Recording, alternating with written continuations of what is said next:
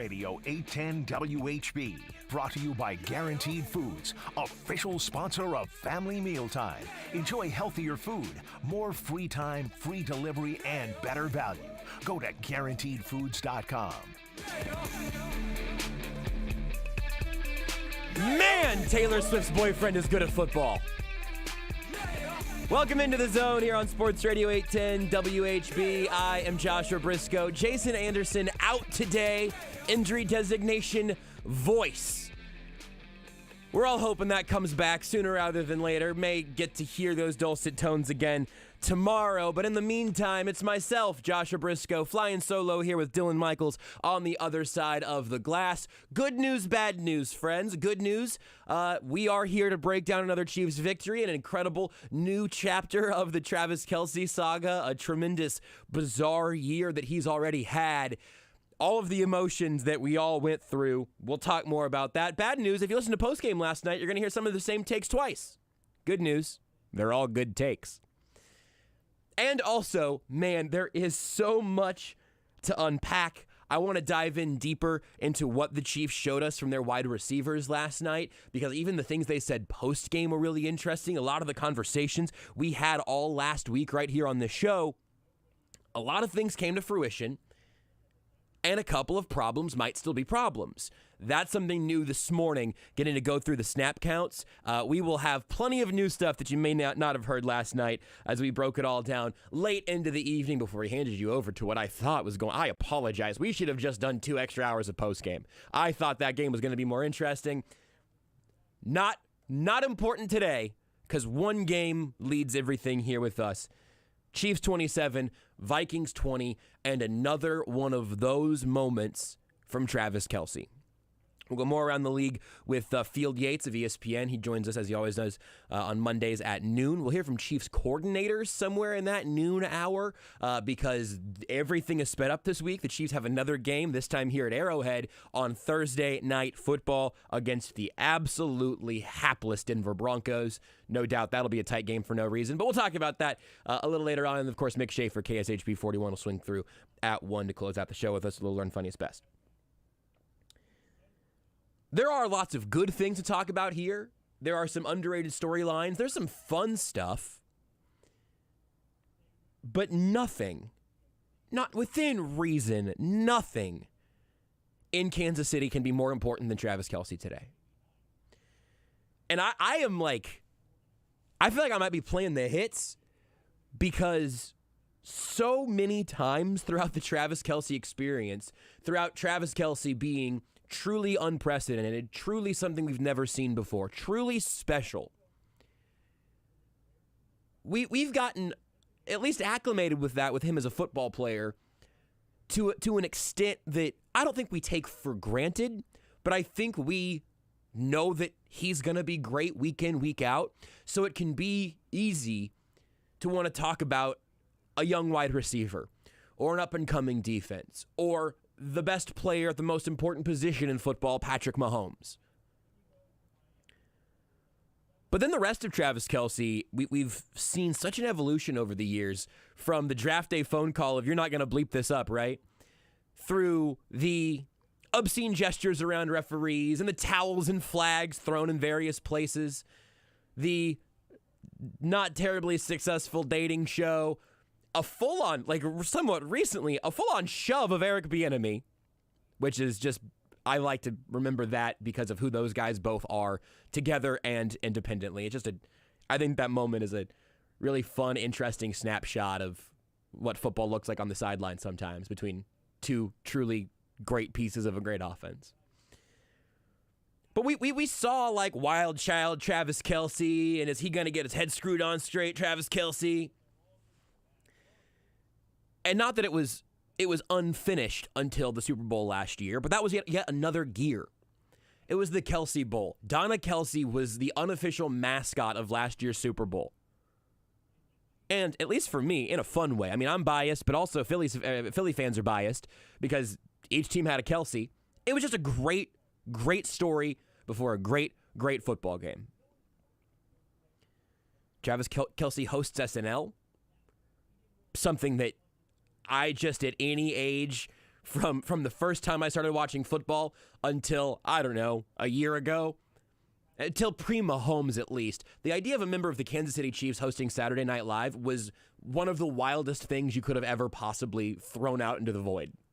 Like, well, that's something you say instead of saying a snowball's chance in hell. Hey, you win the lottery? Yeah, I won the lottery and a Chiefs tight end hosted Saturday Night Live. What? You have the entire Taylor Swift saga, which, for my money, has still been fun. She wasn't there yesterday. I hope everyone was okay with that. But he's now the most famous player in football around the world because he's in some sort of unlabeled, undetermined relationship with the most famous woman in America, if not the world.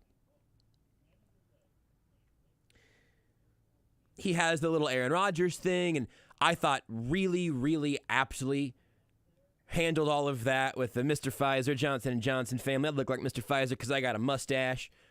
All of that was just sort of smirking into a camera, handling what appeared to be a couple of jabs exchanged between friends, pun intended, and de-escalated that. In the middle there, you have Week 1, the last practice before the kickoff of the season, where this guy who has been in so many ways the face of the NFL offseason, pre-total Swift mania, his knee goes, and then to take you back to the Jay Glazer report from later in the week, or the next week even, reporting that the Chiefs originally feared the worst for Travis Kelce. They were taking 30 cc's or 50 cc's of blood out of his knee, and they feared some sort of, I think it was a tibia plateau fracture is what they were afraid of. Ends up being a hyperextension.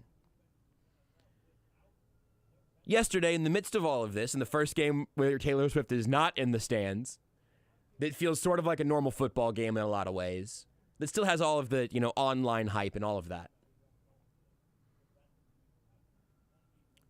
Travis Kelce takes the field, is once again the focal point of the Chiefs' offense, aside from, the quarterback. I don't know if the quarterback's the focal point or if they're the point guard or whatever, but Travis Kelce's playing this game. He's Travis Kelce. He's got a first down completion in front of him, but he doesn't pick it up, and he goes to the ground.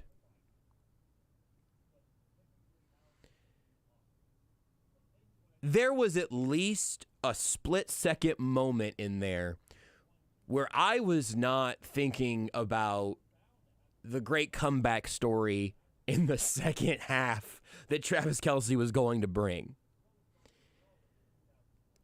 The first thought that I imagine many, many, many of you listening now, your first thought at the time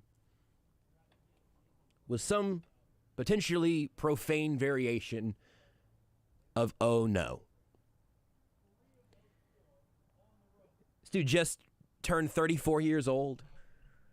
This offense does not have a Travis Kelce workaround really right now, Mahomes' greatness notwithstanding. And also, we will still take calls today, by the way. Sorry, I just remembered I was going to mention that at the top of the show. I just didn't want to make everybody sit on hold while I jabber for 30 minutes, which is what I intend on doing. We'll take calls later this hour, all 11 o'clock hour. We'll open up the phones and get you guys in here. But in that moment, I wasn't thinking, all right, well, he's going to shake this off, things going to be fine, and he's going to look good the rest of the season. At least in the moment, it's non-contact, on turf, that's being replaced at the end of the year anyway, because it's one of very few NFL stadiums that still uses that specific type of turf. Both Kelce's back on New Heights in some past episode talked about how they both hate fake turf, both for the feeling on your skin when you slide across it, to when your helmet hits the turf and the impact it has on concussions, to everything else. You just have to be thinking in that moment. If not, that was the last play of Travis Kelce's career, which is not what I was thinking. That's a little bit overdramatic even for me. But in that moment, I'm thinking, have we seen peak Travis Kelce? Is that a thing of the past? And I mean, in some terms, I guess it is already, right? like the physical peak of Travis Kelce, but the mental peak of Travis Kelce is still here. As long as he can physically do what he needs to do, he's going to look like himself. You know, Kelce said earlier this year he was going to play till the wheels fall off.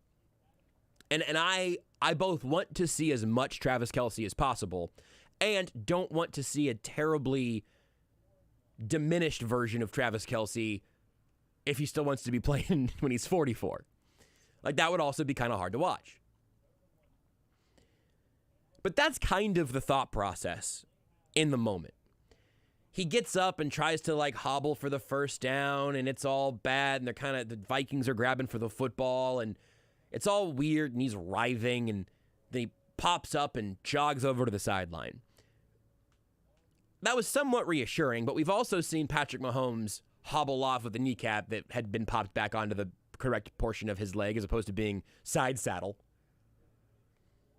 And we've seen some players have Achilles injuries where they, shoot the free throws and then walk off.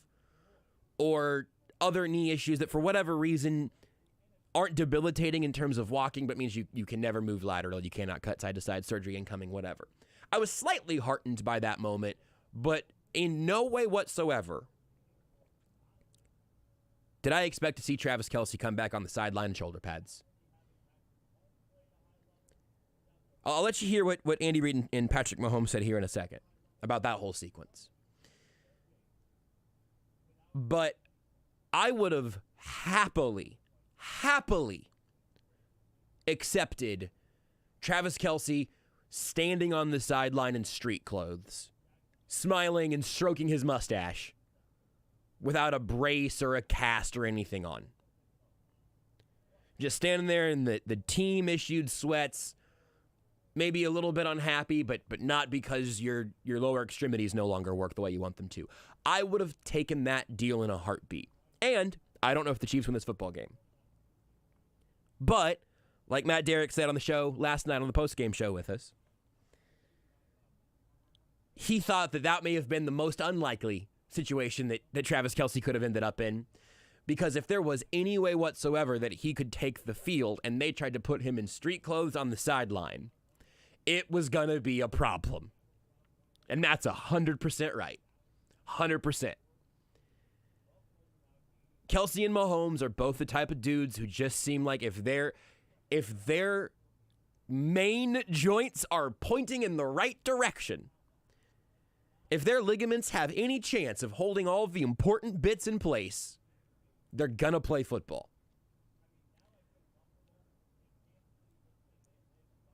When I saw Travis Kelce come back out onto the sidelines in full uniform, that was one thing. He put his helmet on. Holy bleep, he's actually going to do this. The next drive, he's trying to run onto the field, and Andy Reid and Tom Melvin are like calling him back. Like, Travis, you are not small enough to sneak.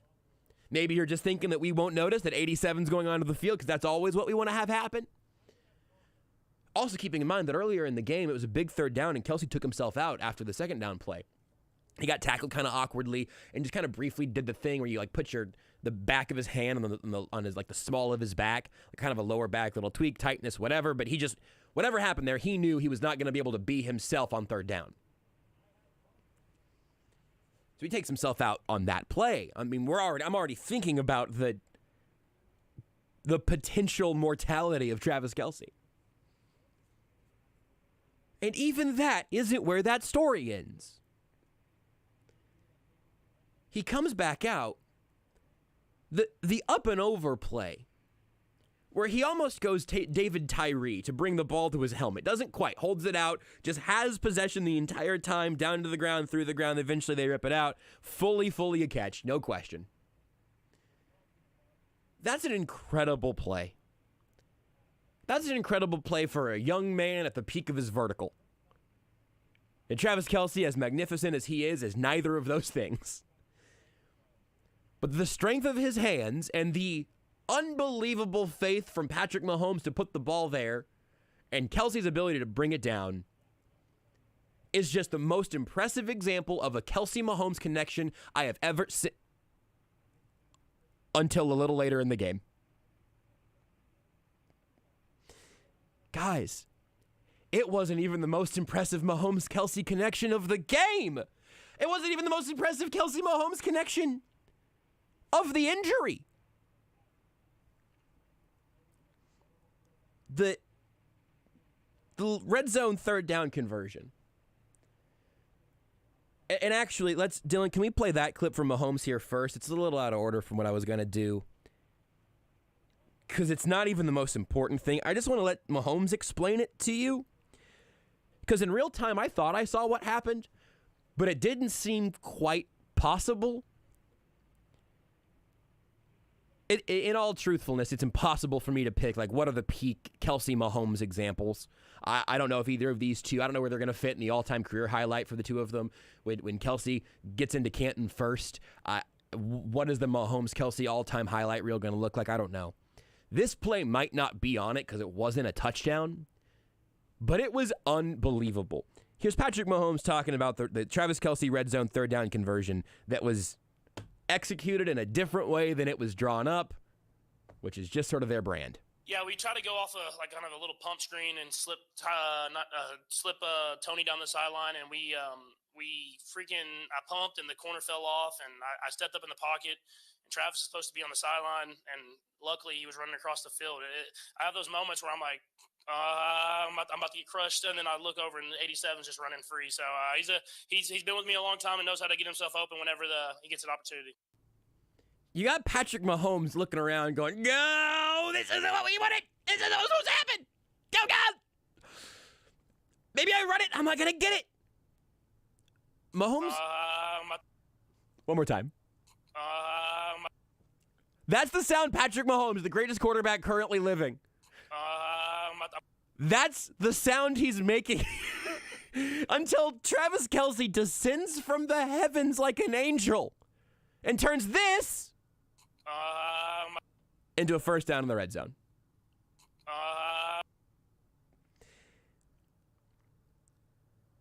It's unbelievable. And like the fifth most unbelievable thing about that play, I was watching the replay again before the show. Travis Kelce catches that football 4 or 5 yards short of the first.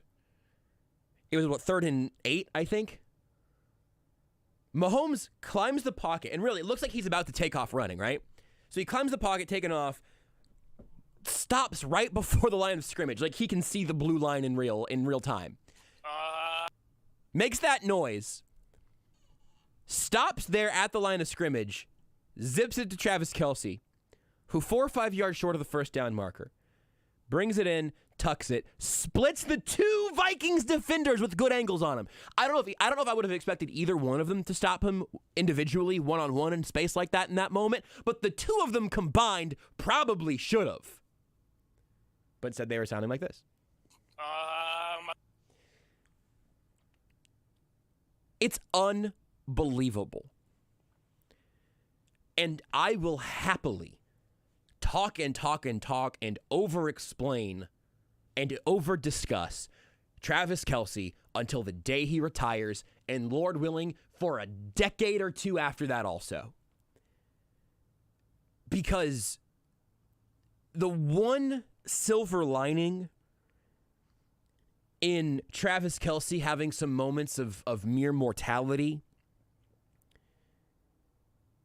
while he's also the most famous player in football, is that it does give you that moment to gasp, catch your breath, look down this darkness toward the light, and to have the moment of reflection of, oh, if he's gone, did I appreciate Travis Kelce enough? If we've seen the best of 87, have I fully soaked up how ridiculous what he has done is? The good news is that we are not yet at the end for Travis Kelce. And I really hope and I really believe we're a bit away from the end for Travis Kelce. But I don't want to assume that. I don't want to wait until his retirement tour to make sure we're appreciating some absolutely alien stuff, specifically between Mahomes and Kelce. It's stupendous. I want you to hear from Reed and Mahomes on the Kelce injury altogether, what their sequence was like. Again, we will take a bunch of calls today. The 11 o'clock hour is wide open. So I'm leaving the phones closed right now. I just don't want anybody to sit on hold for 45 minutes. Again, while I talk about how cool Travis Kelce is, because we can all do that. And I'm happy for you to do that as well. We'll start taking calls here at about 11. But we'll take a timeout right now and then come back, let you hear from Reed and Mahomes on what the injury sequencing was like with Travis Kelce leaving the game, coming back in the second half, and then only, having two of the game's most important plays after that. This is an incredible thing. I'm Joshua Brisco. Dylan Michaels on the other side of the glass. Jason Anderson out today. It's The Zone on Sports Radio 810 WHB.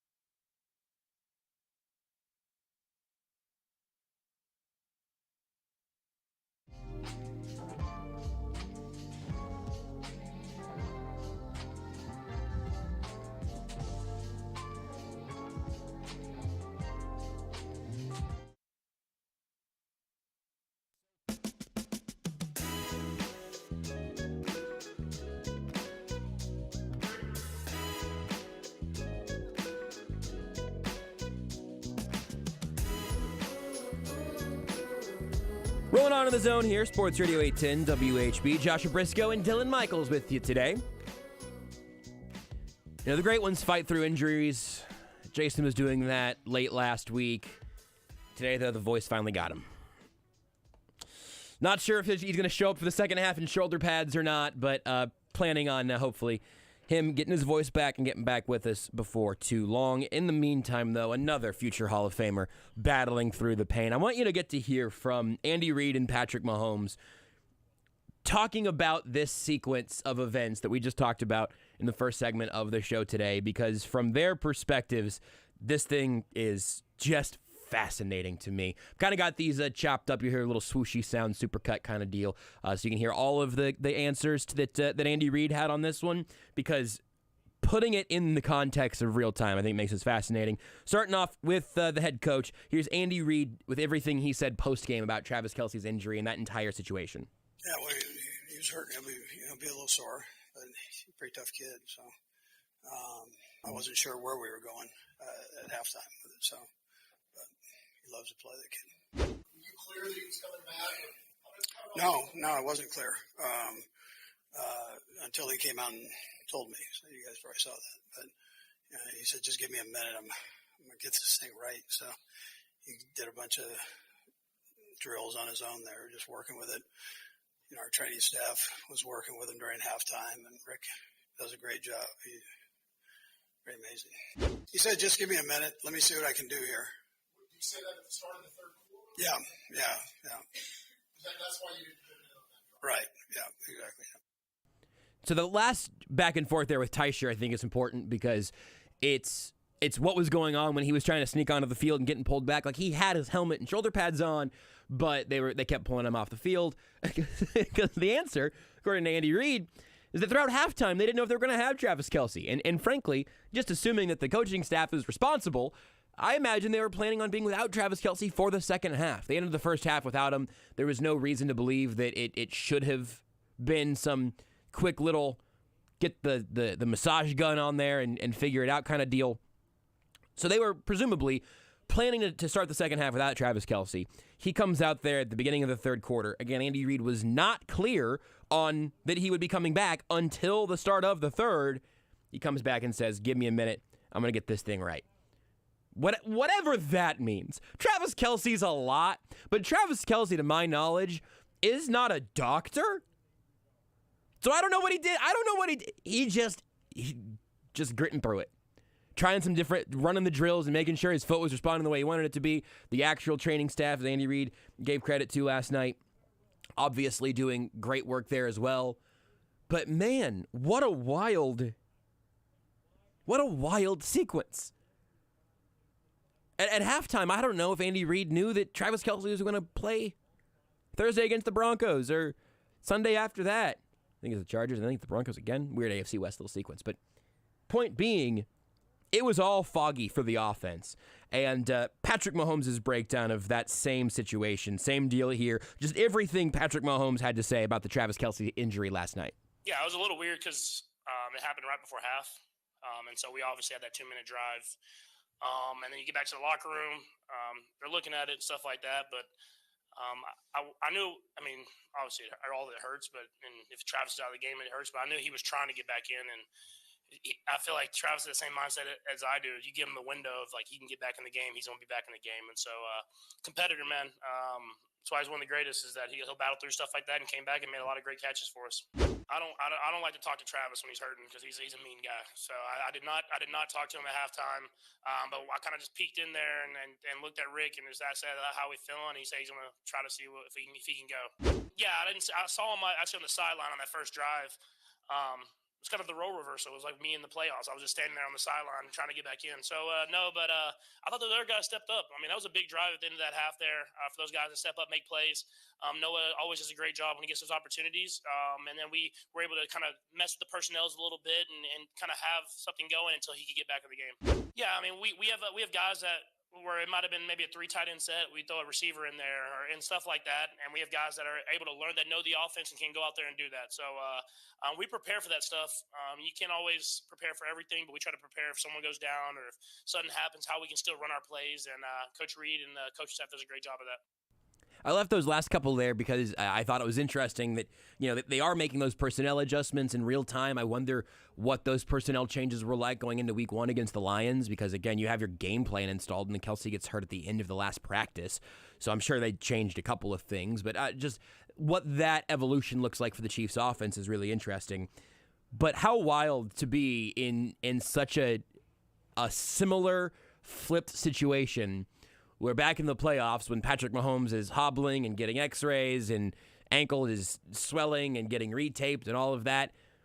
Kelsey looking around the corner trying to ask Burkholder, like, so we got an idea what's happening here? Like catching passes from somebody else for a little while. To last night, I don't question Patrick Mahomes when he says Travis Kelsey is mean when he's hurt. I saw Patrick Mahomes be mean to Andy Reid when he was hurt. Because that has to be the peak of frustration. As an elite athlete, speaking as myself, I mean. No, but really, like as an elite athlete that has the entire world in front of you and on your shoulders simultaneously, you can do anything you want. You are a master of this craft.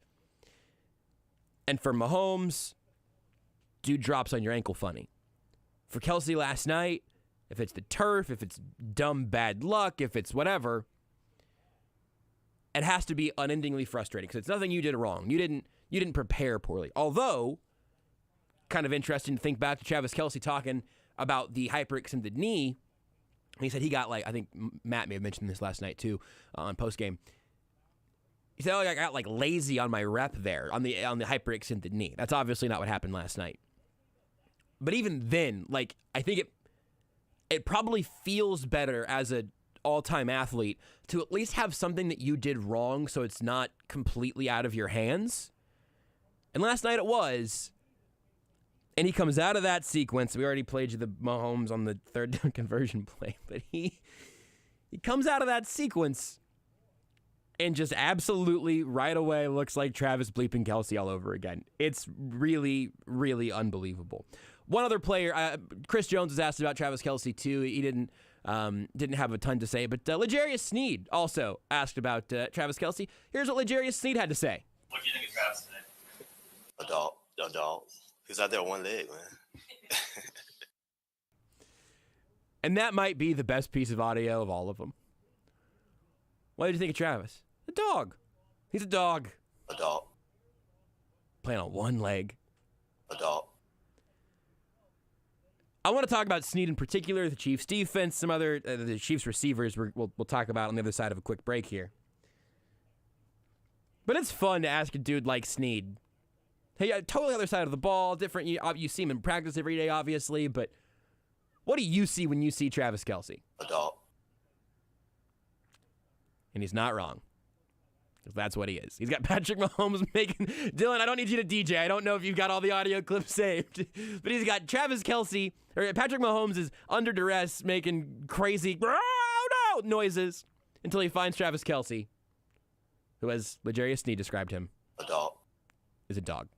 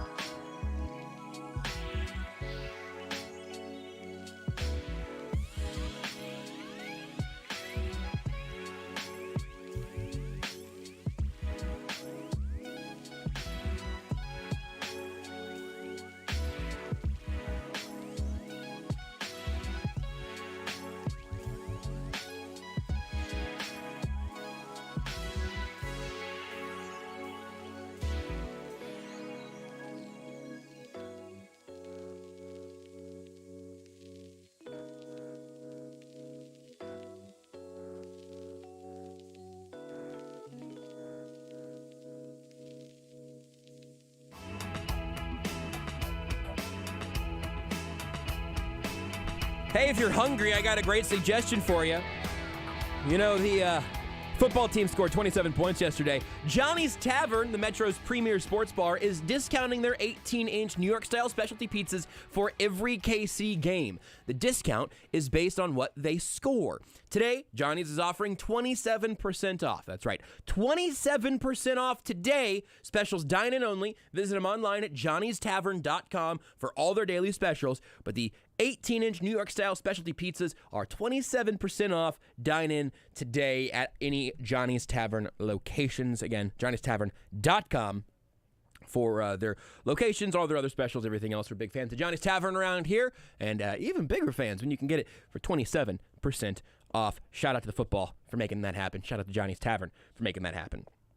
Want to dig into the receivers a little bit, then we'll start taking some calls at the top of the 11 o'clock hour. Field Yates of ESPN will join us at noon, and then Mick Schaefer of KSHB 41 will roll in around 1. Somewhere in there, we're going to hear from at least some snippets from Chiefs coordinators. It's a weird day today because it's a weird week today, or weird week all week, because the Chiefs are going to go from Minnesota last night, flying back pretty late. Not as late as it could have been, thankfully, but flying back pretty late before getting things going today. And, I mean, you want to talk about a team that is going to maybe not watch the film from a game. I'll be really curious, actually, if someone will ask Mahomes that tomorrow or if the coaches mention any of that today, because they got to start getting ready for the Broncos. The good news is it is the Broncos, and they are atrocious right now.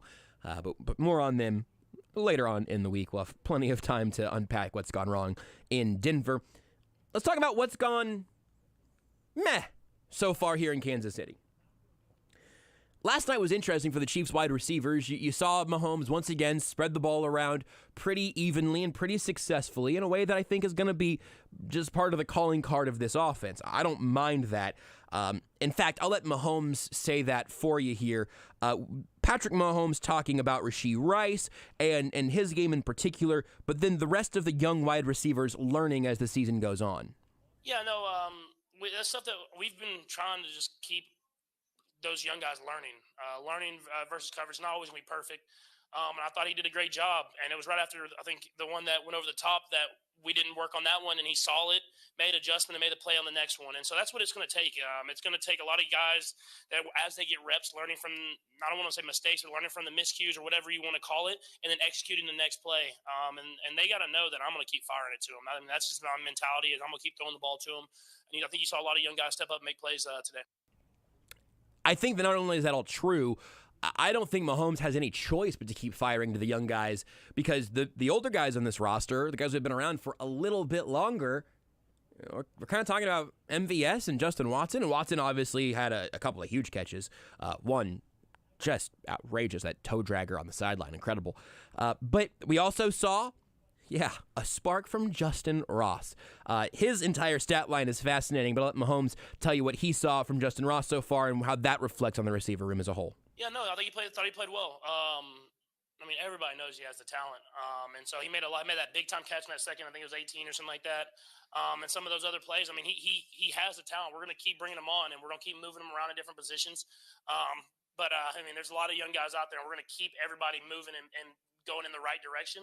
And I think by the end of the year, we're going to be dangerous because you're not going to know who's going to get those opportunities throughout the game. As it more, he just needs to pick up more of the offense. Yeah, I mean, he's picked up what we've given him. I think we're just trying to find ways to integrate him in the offense. I mean, like I said, we have a lot of guys, but we see his talent. I mean, we see what he can do and how the plays that he can make. And so we're trying to do whatever we can to put him in those positions to go out there and make those plays. And as he gets more and more comfortable, just like any other rookie in a sense, we'll keep giving him more and more chances to go out there and make plays. Some really interesting stuff in there. One being, hey, you're not going to know who gets opportunities by the end of the year. No defense is going to really have a feel on who the Chiefs are trying to get the ball to. That's good and bad. That has positives and negatives. And as long as Travis Kelce's out there, you have a guy who is a guy. So maybe that alleviates that concern. You heard the follow-up question there in the middle from Steve Walls. The hesitation in Mahomes' response, I've listened to that clip now like 5 times or something from live last night or whatever, playing it last night on the show to cutting it up and this morning and again now. Just this time listening to it, I kind of have a new theory. Because when Mahomes says there to Steve, hey, he's picked up everything we've given him in the offense. It's not like Justin Ross doesn't know what he's supposed to do. I think there are kind of two things that could be going on there. One is Mahomes talks about being a comfort thing, and he's basically a rookie and all of that. A lot of that is, it's not just do you know your route tree. It's, do you know what happens at the NFL level at full speed the moment the ball is snapped? When everything changes in real time, when it all explodes into motion. Does Justin Ross know how to adjust to what the defense is showing him at a higher level than he's ever seen in real time before? NFL defenses in real time, man, even high-level college ball, which he had been out of for a while, obviously, even that is no match for what NFL defensive coordinators are going to do, specifically to the Chiefs' offense. But also, it does mean if you're putting Justin Ross on the field, someone else is losing snaps. I think the Chiefs are giving themselves a problem with Rice and Ross in that regard in particular. I am 100% good with the Chiefs being on a developmental plan track and admitting it out in the open. I'm totally good with that. Matt Nagy said it pretty explicitly on Thursday. Andy Reid a couple weeks ago, and in fairness, Andy Reid has talked about them being young guys and getting them in the offense and all of those things. But I just think it was really interesting a few weeks ago when Andy Reid is asked about, do you feel like you know who you got? Do you know who's good at what things? And Andy Reid, pretty flatly said, no, yeah, we know who we got. It's just a matter of kind of getting them all working together and everything. And then Matt Nagy on Thursday says, yeah, we're still figuring out who these guys are, what they're good at, what we can put them in good positions to do. He mentioned Justin Ross in particular, figuring out what he's good at and what he needs to get better at, which felt like a little something. I don't mind at all them embracing that, and it seems like they are there now, and Andy Reid was probably just trying not to throw any of the young guys under the bus early on or whatever. But then I saw the snap counts this morning.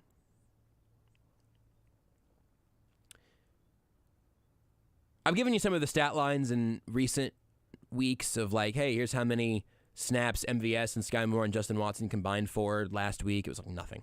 There was a ton of snaps and like no particular production to show for it. Last night, MVS gets 43 of 66 snaps, 65% of them. Sky Moore gets 37 snaps, that's 56%. Justin Watson gets 29, 44%. Kadarius Toney gets 25, 38%. I haven't mentioned Rice and Ross yet. Rashee Rice had 5 targets and 4 catches. Dylan, you want to take a jab at how many snaps he played? 4 targets, 5 catches. I've been going in descending order, so I may have given away the real take of all of this, which is it's not very many. We got 20 snaps. Bingo, Dylan. Really? On the nose. On the nose. Rashee Rice played 20 snaps yesterday. You deserved it. And he deserved more. His touchdown was man-to-man. He beat his guy. Touchdown, Rashee Rice. He's their best wide receiver against zone coverage right now. I think by the end of the year, he will just be their best wide receiver, period. He might be right now. And then Justin Ross got 6 snaps, 4 targets, 2 catches, 2 drops. Now, look, again, I'm cool with some growing pains. If Rashee Rice and Justin Ross make some rookie mistakes, that's okay. Sky Moore's been getting a ton of work and not doing anything in particular with it. MVS has been getting a ton of work, and I'm still not totally sure how the Chiefs are even viewing him right now because I feel like there's a little more to tap into. That's more to break down later.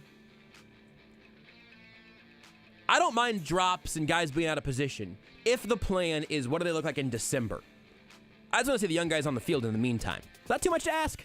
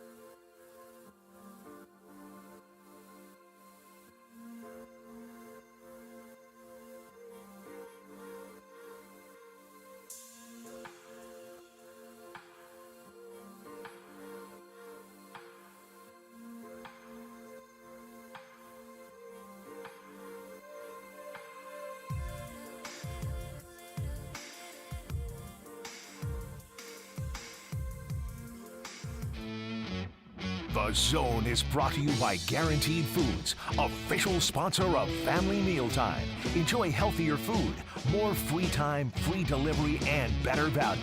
Go to GuaranteedFoods.com.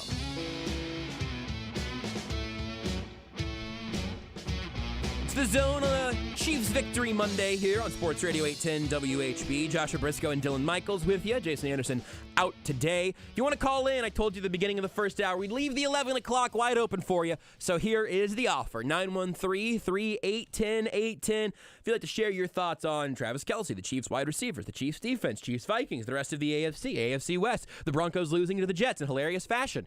Whatever it is, if it's from the NFL weekend, you're invited to call in and share your thoughts about it. And if you don't, Dylan and I will hang out and keep talking about some things from last night that we found fascinating. Nothing funnier, not to give away a little Learn Funniest Best coming up at 1. I don't think anything funnier this weekend happened than the Jets beating the Broncos the way that they did and the surrounding circumstances of it all.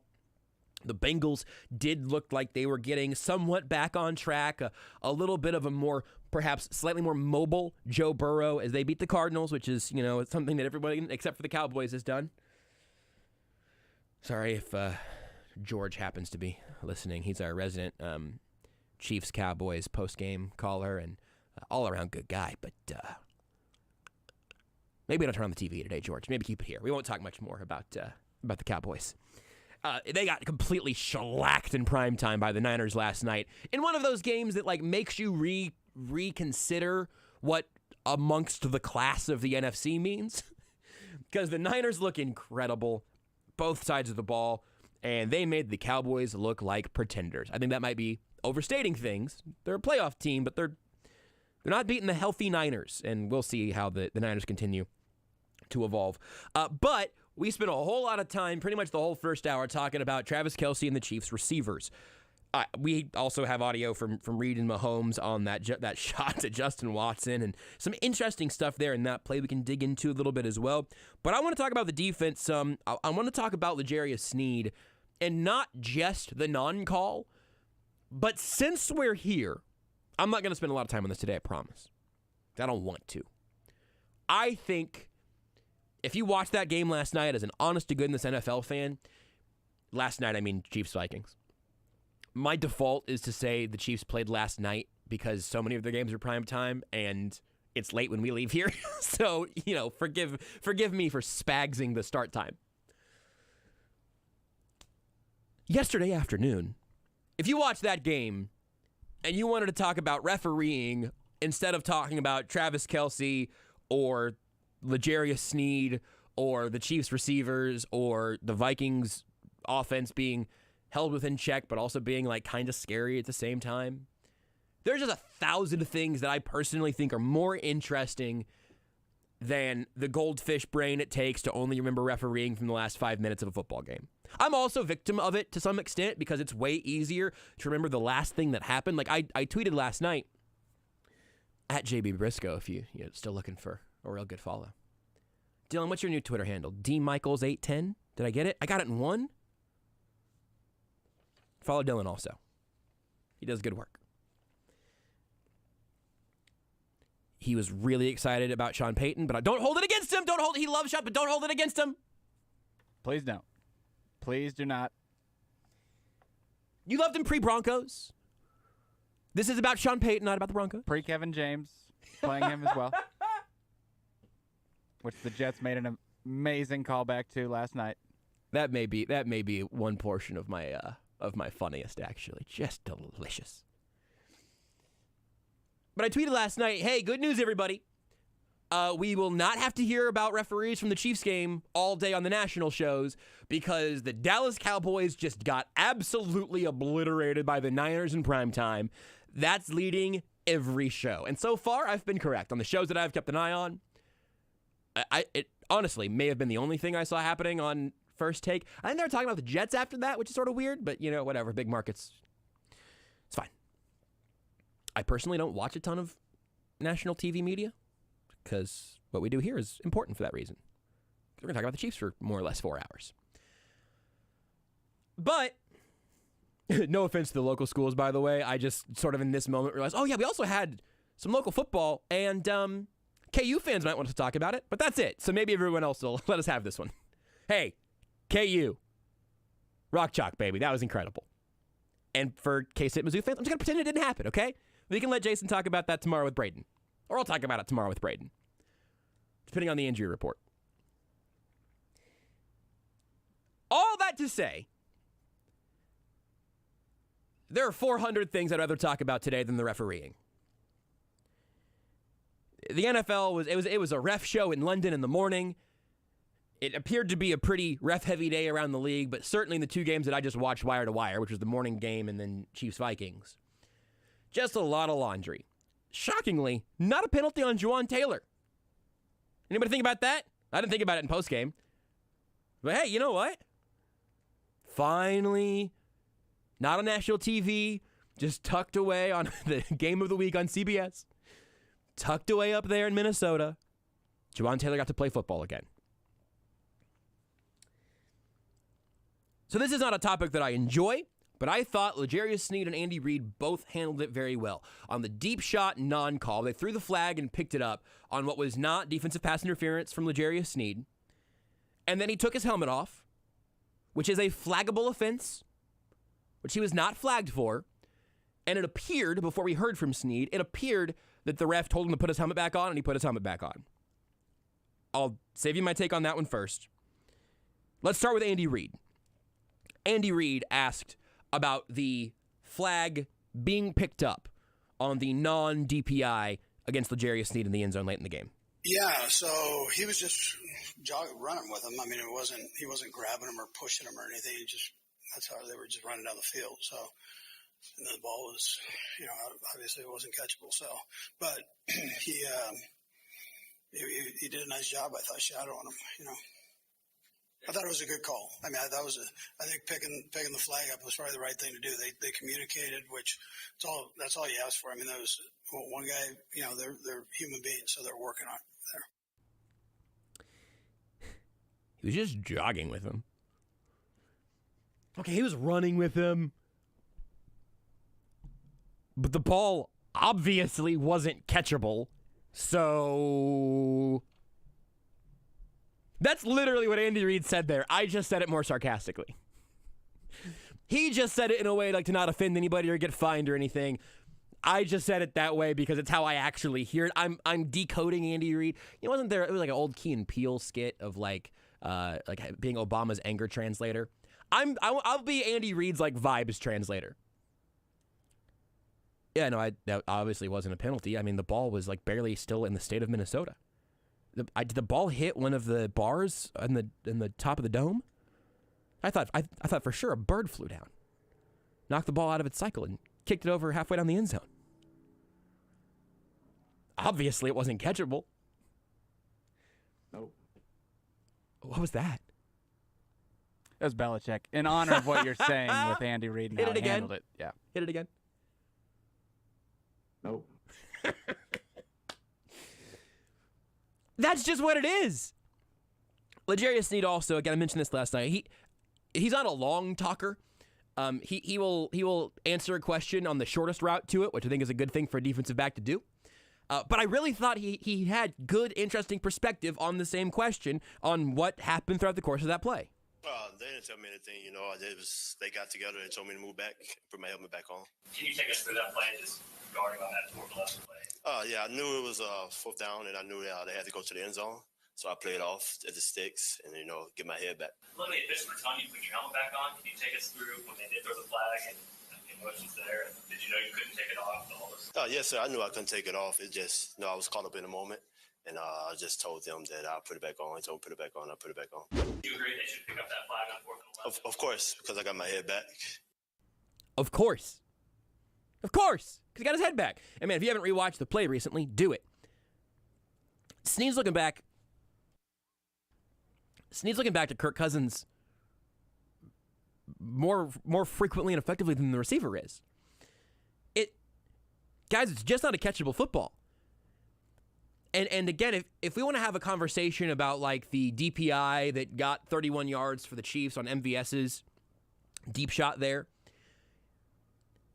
I generally, on All sides of the coin here. 'Cause I'm telling you right now, I wish what the Chiefs got there would not have been a penalty. Because if I was writing the NFL rulebook from scratch, I don't like rewarding an offense for a quarterback underthrowing a football and making the receiver fight back through the defensive back to try to get to it, and now all of a sudden, the defensive back is being penalized. And look, if the DB gets their head around it at all, they're not going to get penalized for it more often than not. But I don't even care. If the DB just wants to stand there and hold their arms up in the air and say, it's fine, get around me. This ball was underthrown by 5 yards. I'm not going to get a penalty for you coming back to fight for the ball. That could just as easily be a miscommunication or, again, a mistake or a tipped pass or a rushed throw. The arm of the quarterback gets hit, whatever. Philosophically, I don't want the offense to get rewarded for that. But that rule, and that being fuzzy, is why the Chiefs got a long penalty on that attempt to MVS. Ball was a little underthrown, maybe a little bit too on a rope. I'll have to go back and shuffle through it all again. But he fights through the defender, they get called. Because what happens there is that was the Harrison Smith play, right? Harrison Smith on that play, it is just the back of his jersey. I know it was Smith as I think about it again, because it's the only part of him that I saw clearly on that play. There was no shot of him tracking the football there. So refs are going to throw the flag because you barely make an effort even there. Okay. For Snead,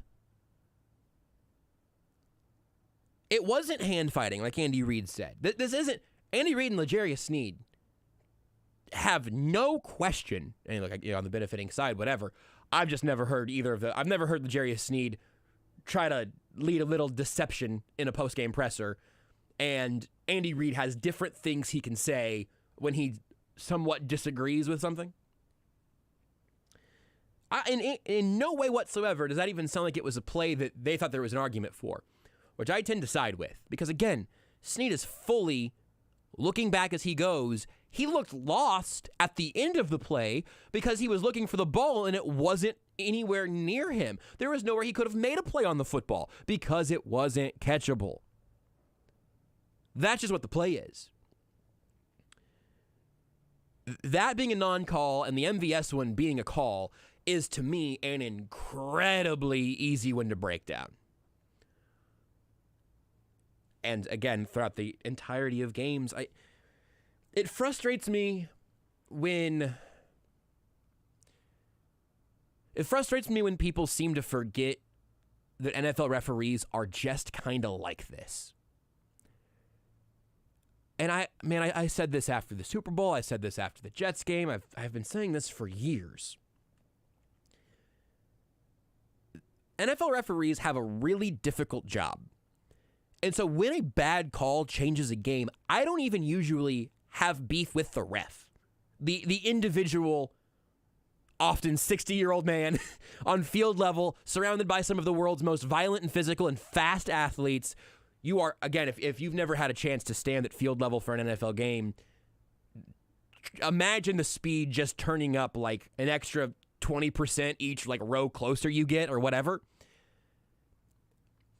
And there are 22 dudes on the field at all times. It's part of the reason where I would nitpick on refereeing in the Jawan Taylor situation. We're saying, hey, you got 22 dudes to keep an eye on. This is hard enough as it is. Why are you watching Jawan Taylor entirely through the play? Why are you on specifically Spotlight 74 watch? That seems wild. And here, as Andy Reid broke it all down, the referees executed that properly on the non-call for Snead. But if the place where I do get frustrated when there is an objectively bad call or missed something, I get frustrated not with the dudes who are in a very difficult spot. I get frustrated with the league for putting them in very, very, very similar spots as they were in 5 years ago, 10 years ago, 20 years ago, 50 years ago. We've seen advancements in slow-mo and replay. More cameras now and more pylon cams, and that's all good, and those are ways to help your referees. But you could throw a sky ref up in the box who has a cell phone and the head ref has an AirPod. Like I am solving this with very similar, very, very simple technology. to where there's a chance for somebody up in the booth in every game, a full-on referee, not New York, not a consultant, but a trained NFL referee who's maybe just tired of being on the turf. Have your skybox ref who can dial down and say, you guys talking about it? Okay, now this looks like a no call to me. I'm going to watch one more time. You guys are kind of along those same tracks. What do you guys think? You guys think it's probably a pick up the flag? I'm looking at it. Yep, pick up the flag. We're good. Not a penalty. Now, a lot of times that's subjective, and that's scary. I get it. I really do.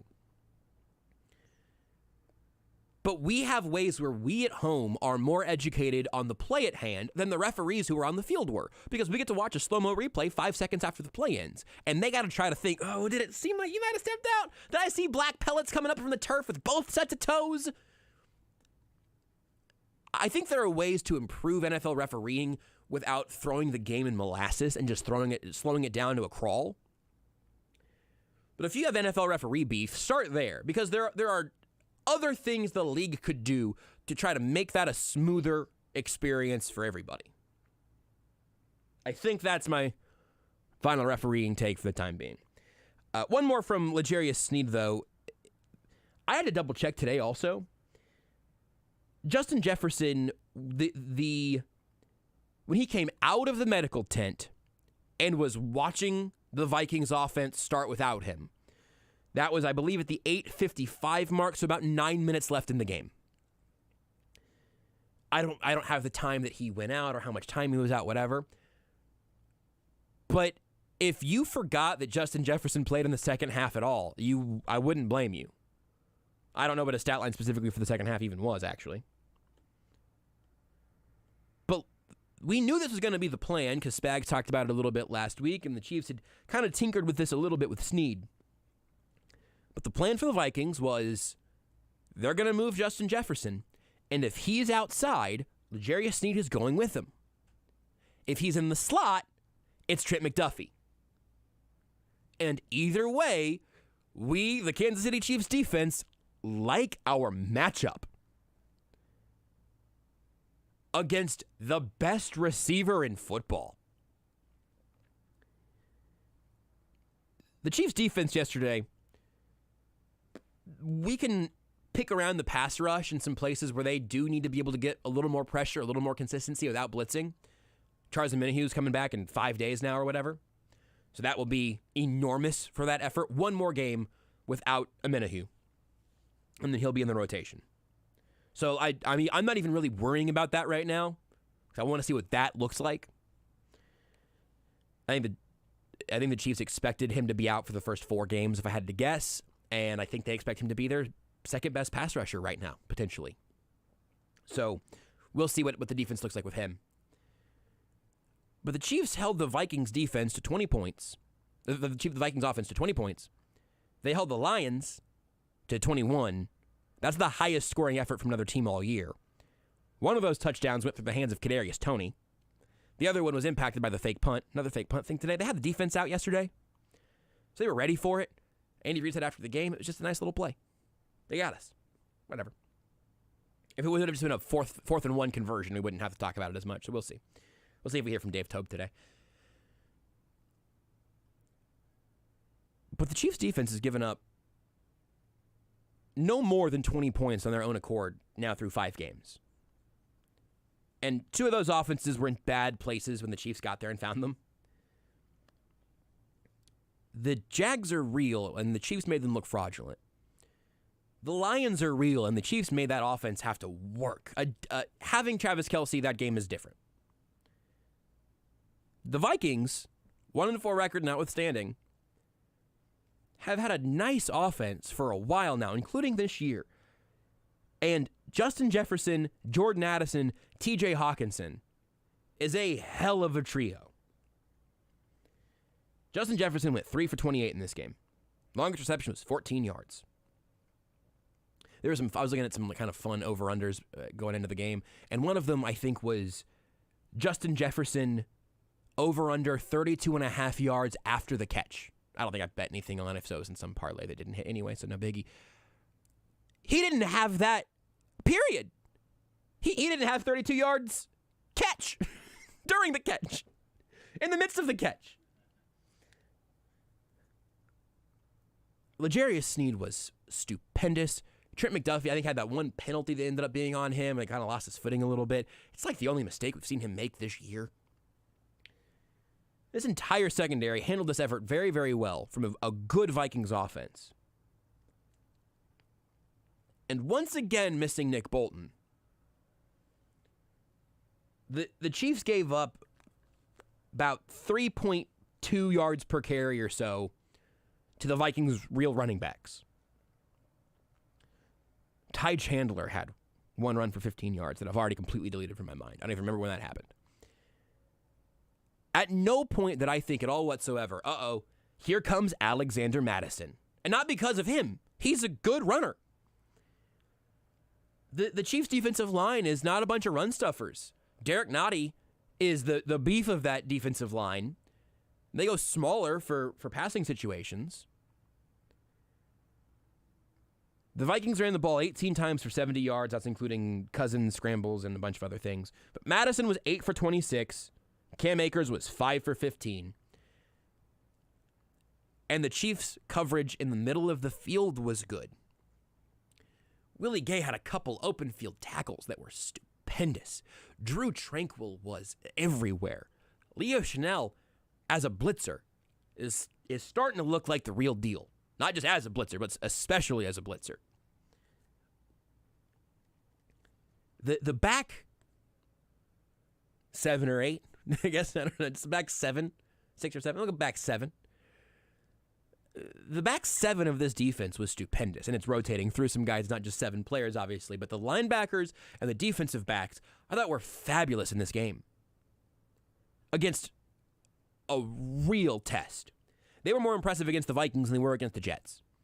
And against the Jets, some of that was just Zach Wilson making some absolutely immaculate throws that I did not know we would ever see from him again. Or see from him, period. The pass rush is a little bit of a work in progress, I think. George Karlaftis is making impacts. There were a couple of times when you just said, oh man, if he could just bend off that corner. He's sacking Kirk Cousins, but instead it's not quite there. It's a tough thing to do. That's kind of part of the scouting report. Saw Felix out there a few times in obvious passing situations. Still looking energetic as all hell, which I'll take. Just give me a relentless little burst of energy from a situational pass rusher. I'll take that every time. Chris Jones got his sack because it's just a thing he does every week now, I guess.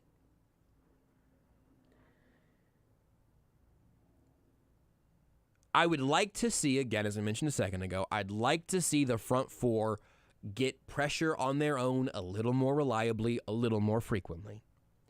I think Amenahu is going to help that in a major way. But even now, with a couple of weeks in a row that didn't feel like dominant defensive performances, and I'm not completely sure why that is for Minnesota.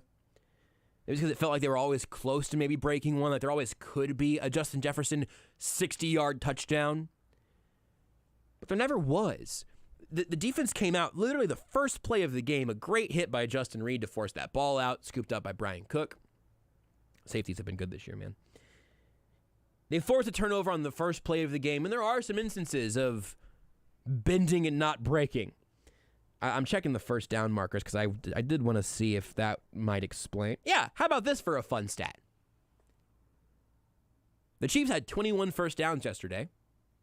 The Vikings had 24. That's what I was clicking over that tab to check because I thought, well, you know, if it felt kind of like the Vikings were just moving the chains.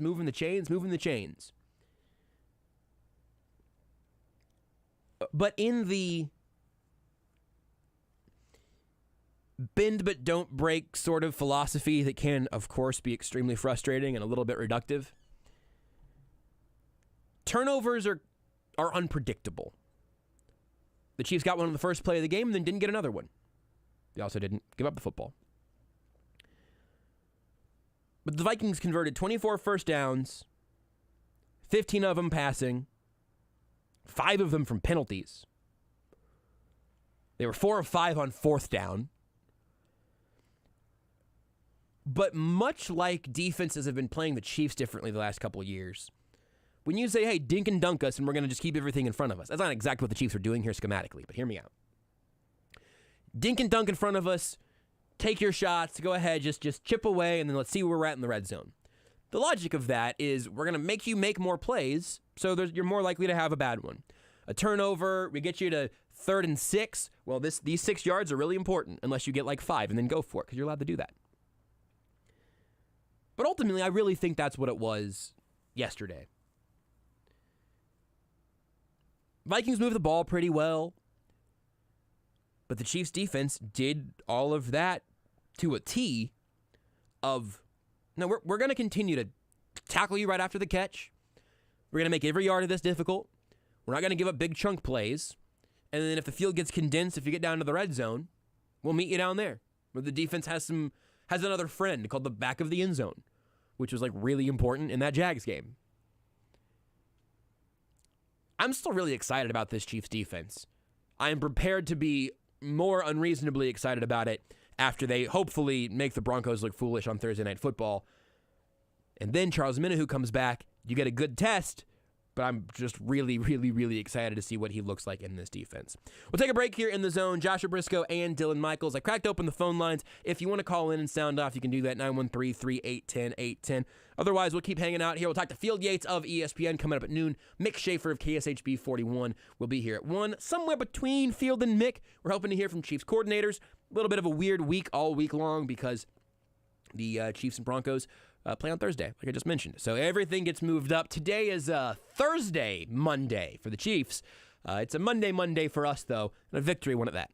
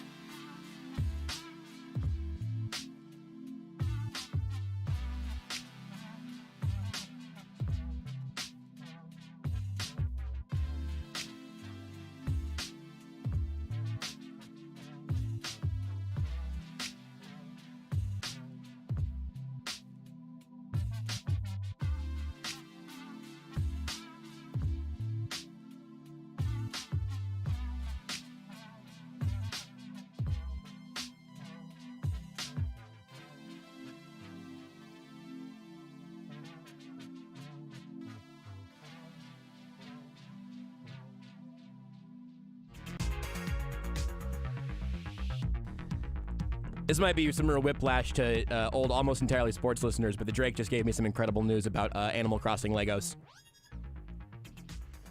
Oh, man. Now I gotta look. Does this mean is this teasing the next upcoming game? Is the Super Nintendo Switch on the way? Oh, I can't wait. They got 8 minifigs. Look at the Tom Nook one. Dylan, look at the Animal Crossing Lego minifigs. They're adorable. That's the happiest I've been since I looked at Twitter and saw somebody retweeting Mike Florio for no reason. No, actually, I think Drake just pulled me out of a pit of despair. Hey, I just tweeted it. But, just a PSA. I know it's hard because I'm also not good at it. It's an ongoing challenge. But it's totally okay to just not retweet the stupidest people on the internet. Even when it's a spinning windmill dunk. I get it. It's fun. I like it. It feels good to just hang off the rim for a second while Mike Florio lays on the ground because he doesn't like Brock Purdy's name. It doesn't because it sounds more like Brock Turdy. I'm not making that up. That's a real thing he said. It's hilarious. But the thing that you can do for those people, and Florio's a tough one because he's also on TV and stuff as opposed to some of the really depraved aggregators that just sort of grab stuff and then push it back out and it's never good or helpful information. They're the worst, and still people Florio tweeting about, these 2 penalties the refs gave the Chiefs, whatever, blah, blah, blah, hashtag Swift effect. I'm talking about it here, and I'm going to stop talking about it because I would desperately urge you, if you are on social media, to get off of it. And if you turn that request away, try to resist the urge to accidentally amplify the worst take you'll see today. Because I know, without beyond the shadow of a doubt, I promise you, I could go viral on Bills or Bengals Twitter today by just saying something I don't believe about Joe Burrow or Josh Allen or the refs or whatever. I could do all of that today. I don't want to do that because I'm not here to farm negative engagement for whatever reason. But some of these people are. And the most hurtful thing you can do to the lunatic on Twitter talking out of their whoop with a megaphone, the worst thing you can do for the rest of society is to give them a bigger megaphone. The best thing you can do is walk away as their megaphone slowly turns into, a toilet paper tube.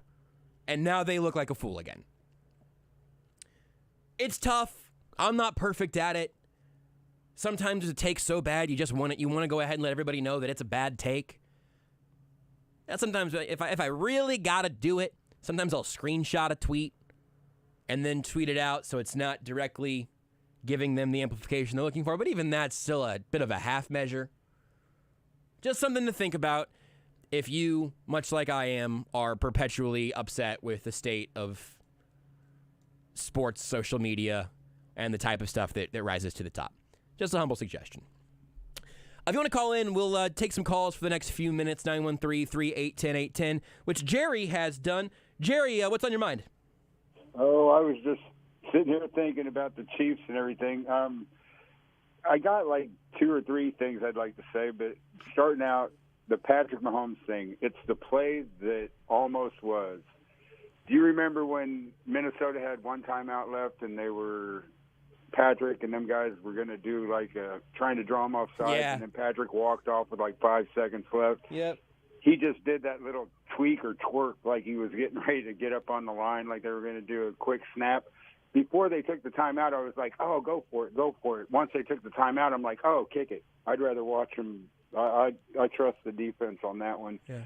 But imagine the guys that were sitting there. I think Patrick got some of them kind of pucker up a little bit when he kind of did that motion like he was going to get up on the line. Yep. I thought that was funny to myself. The weird thing, though, is that with this week, there were – that saying they've been saying about winning teams find a way to win and losing teams find a way to lose? Yep. there's an exception to that, and there's 6 teams that did that exception. The winners, the losers that won are Chicago, New York Jets, and Cincinnati. You just mentioned it. Yep. The winners that found a way to lose are Buffalo, Baltimore, and Dallas. And to me, that is par for the course. So I don't know. Every year it's like that. These Buffalo, Baltimore, Dallas, they never make it to the end. But it was weird how there were 10 winning teams that won, and there were 10 losing teams that lost. But there were three winning teams lost and 3 losing teams won. It was just weird. Interesting. Yeah, but no, I didn't want to bug you guys. I was bored, so I thought I'd call with my useless information. No, Jerry, first of all, that is a foundational brick of sports radio. So thank you for being bored enough to call in and chat with us. And secondarily, not useless information. That's actually fascinating, and I really appreciate your call. I did not know that stat. That's new to me. So again, good work by I'm going to say assistant producer Jerry. Sorry, Dylan. But you have to share the production credit now. But that's really interesting, and it's also funny that it's Buffalo, Baltimore, Dallas, because like Jerry said, it kind of feels like those are some of the repeat offenders kind of in that general category of like, oh, aren't they supposed to be better than that?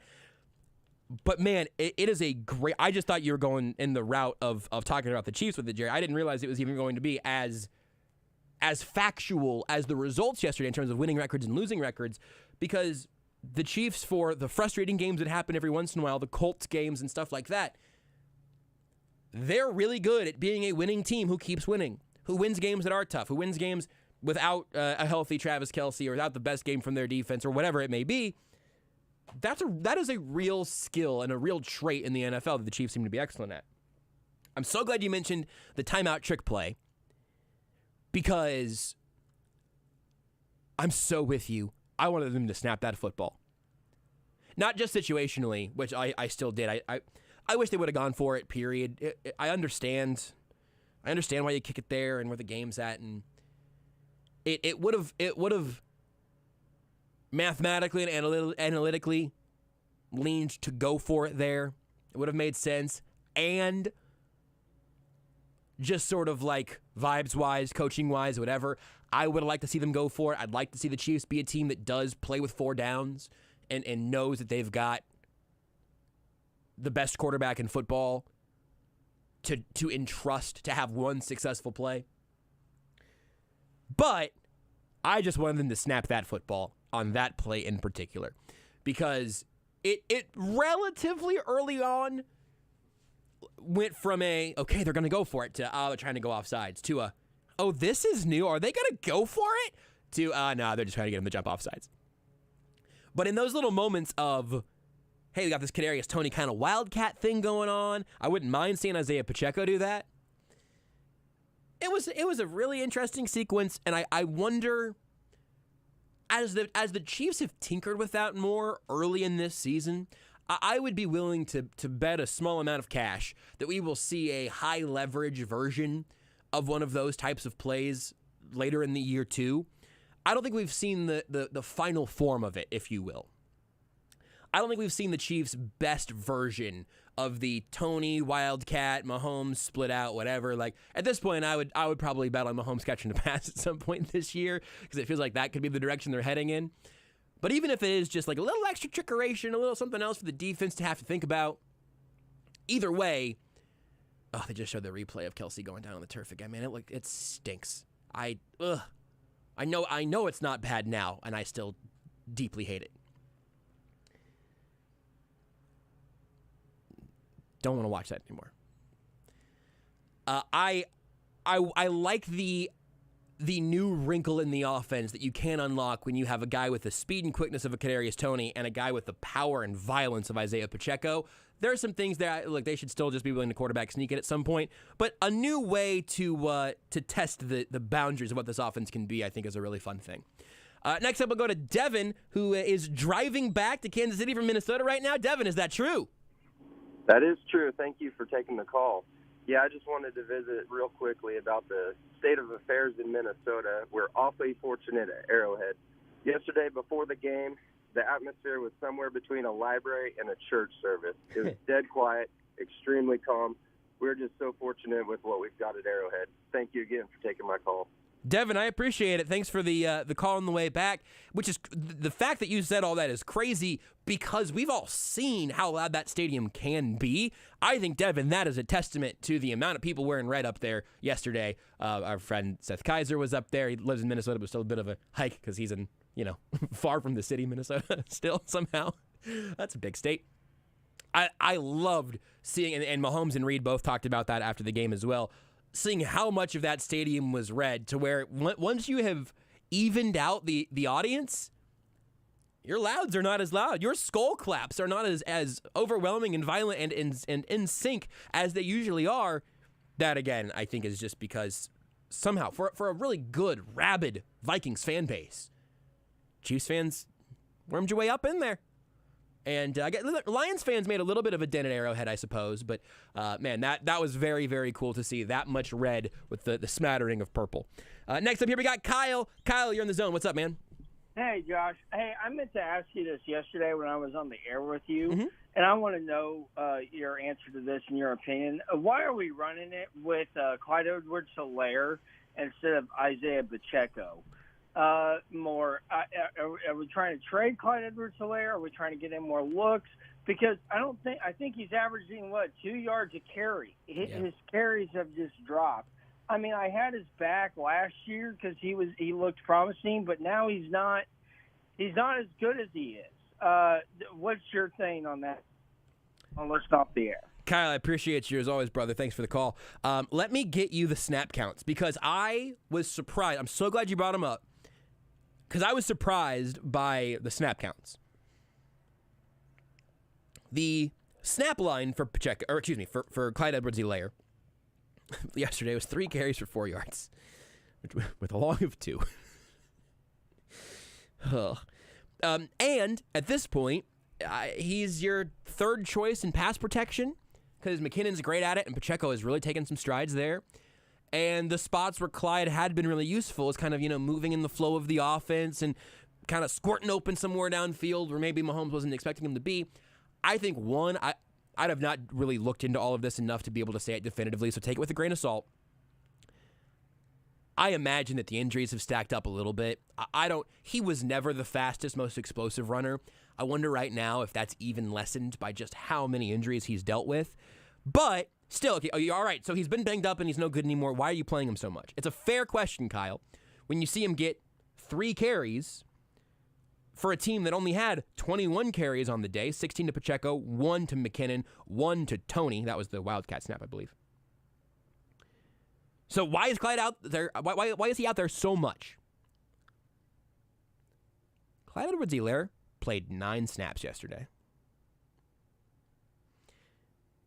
Jerick McKinnon played 18, so twice as many for a guy that you do want to make sure is healthy later in the year, who's going to be banged up, who you're asking to do a lot of dirty work, and also is an excellent pass catcher. And then you have Pacheco, who was, injured last year to the point that he had surgery this offseason, missed most of camp, getting back. Pacheco had 39 snaps. It's almost 60%, 59% of the Chiefs' snaps to be exact. He played 39 of the 66 offensive snaps and had 16 of the Chiefs' 21 carries.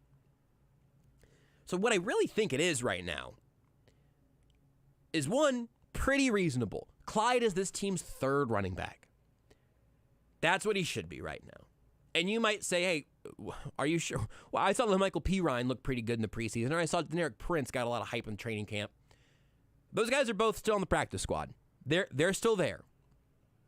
No one from the rest of the league has poached them. And the Chiefs know they're there. They saw them in camp. This is going to be the last year for Clyde in Kansas City.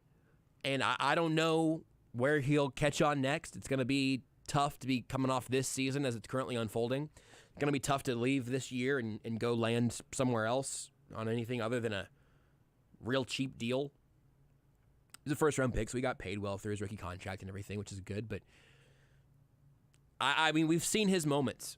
Maybe because I do think there's a little bit more confidence in him in the offense than there would be in a Michael P. Ryan right now. Even if P. Ryan if he has another gear at the moment that Clyde doesn't have. The Chiefs still also occasionally will ask Clyde to, take it outside, and it's just never happening. One of those short yardage runs was short because Rashee Rice missed a block, but I think that was a Pacheco third or short yardage conversion attempt. I'll have to check my notes in the break. But it's a good question, but it feels like he's getting more work. It feels like he's out there more, at least for me, because I notice. And the ball tends to go to him in those situations. I think it really is just a matter of we need somebody who can run these routes, who can take these snaps, who can take these carries, so it's not just Pacheco. Because you want to make sure he's still playing good football in January. And ideally, you want to make sure he's still playing good football in 2024 and 2025. But I think it's a mix of all of those things, even as I completely understand the frustration when he is maybe the least explosive Chiefs player to touch the football in a given game. It's a good question. Hope that's a good answer. Hope it's been a good show for you here in the Zone. We'll take a timeout. Field Yates of ESPN will join us in about 10 minutes. More Zone next.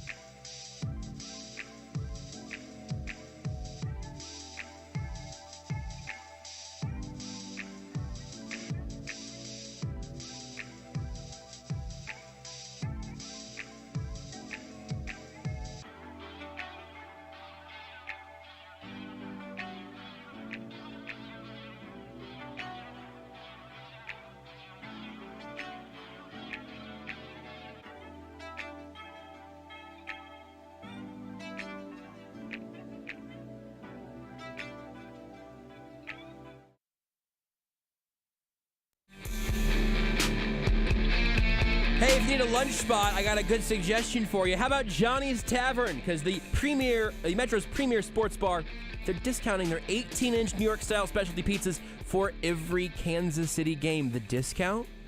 It's based on what they score. 27 points means 27% off. So today, Johnny's is offering 27% off, dine-in only on their 18-inch New York-style specialty pizzas. You can visit them online at johnnystavern.com for all their daily specials. Check the location nearest you. There's a bunch of them. Maybe just open up a GPS, search for Johnny's Tavern. Now you're going to get 27% off the 18-inch New York-style specialty pizzas, dine-in only. You're going to have a good time. You're going to have a good lunch. We're going to have a good lunch hour. It's coming up next. We'll kick it off with Field Yates of ESPN. He'll join us as he does every week to talk about the Chiefs, what he saw in Chiefs Vikings, and the rest of the NFL was crazy yesterday. We'll make Field break it all down with absolutely perfect hair.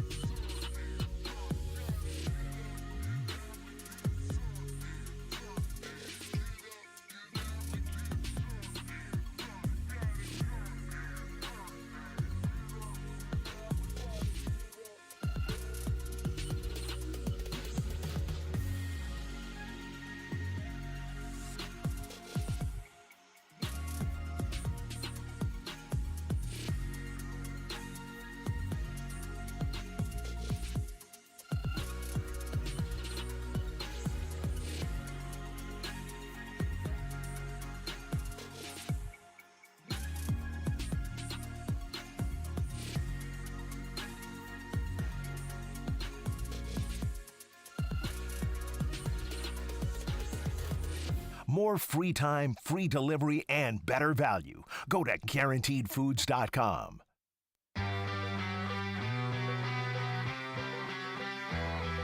He'll help you fantasy focus while he scoops the news. He's on TV more often than he's in bed. He'll break down the NFL without a single hair ever out of place.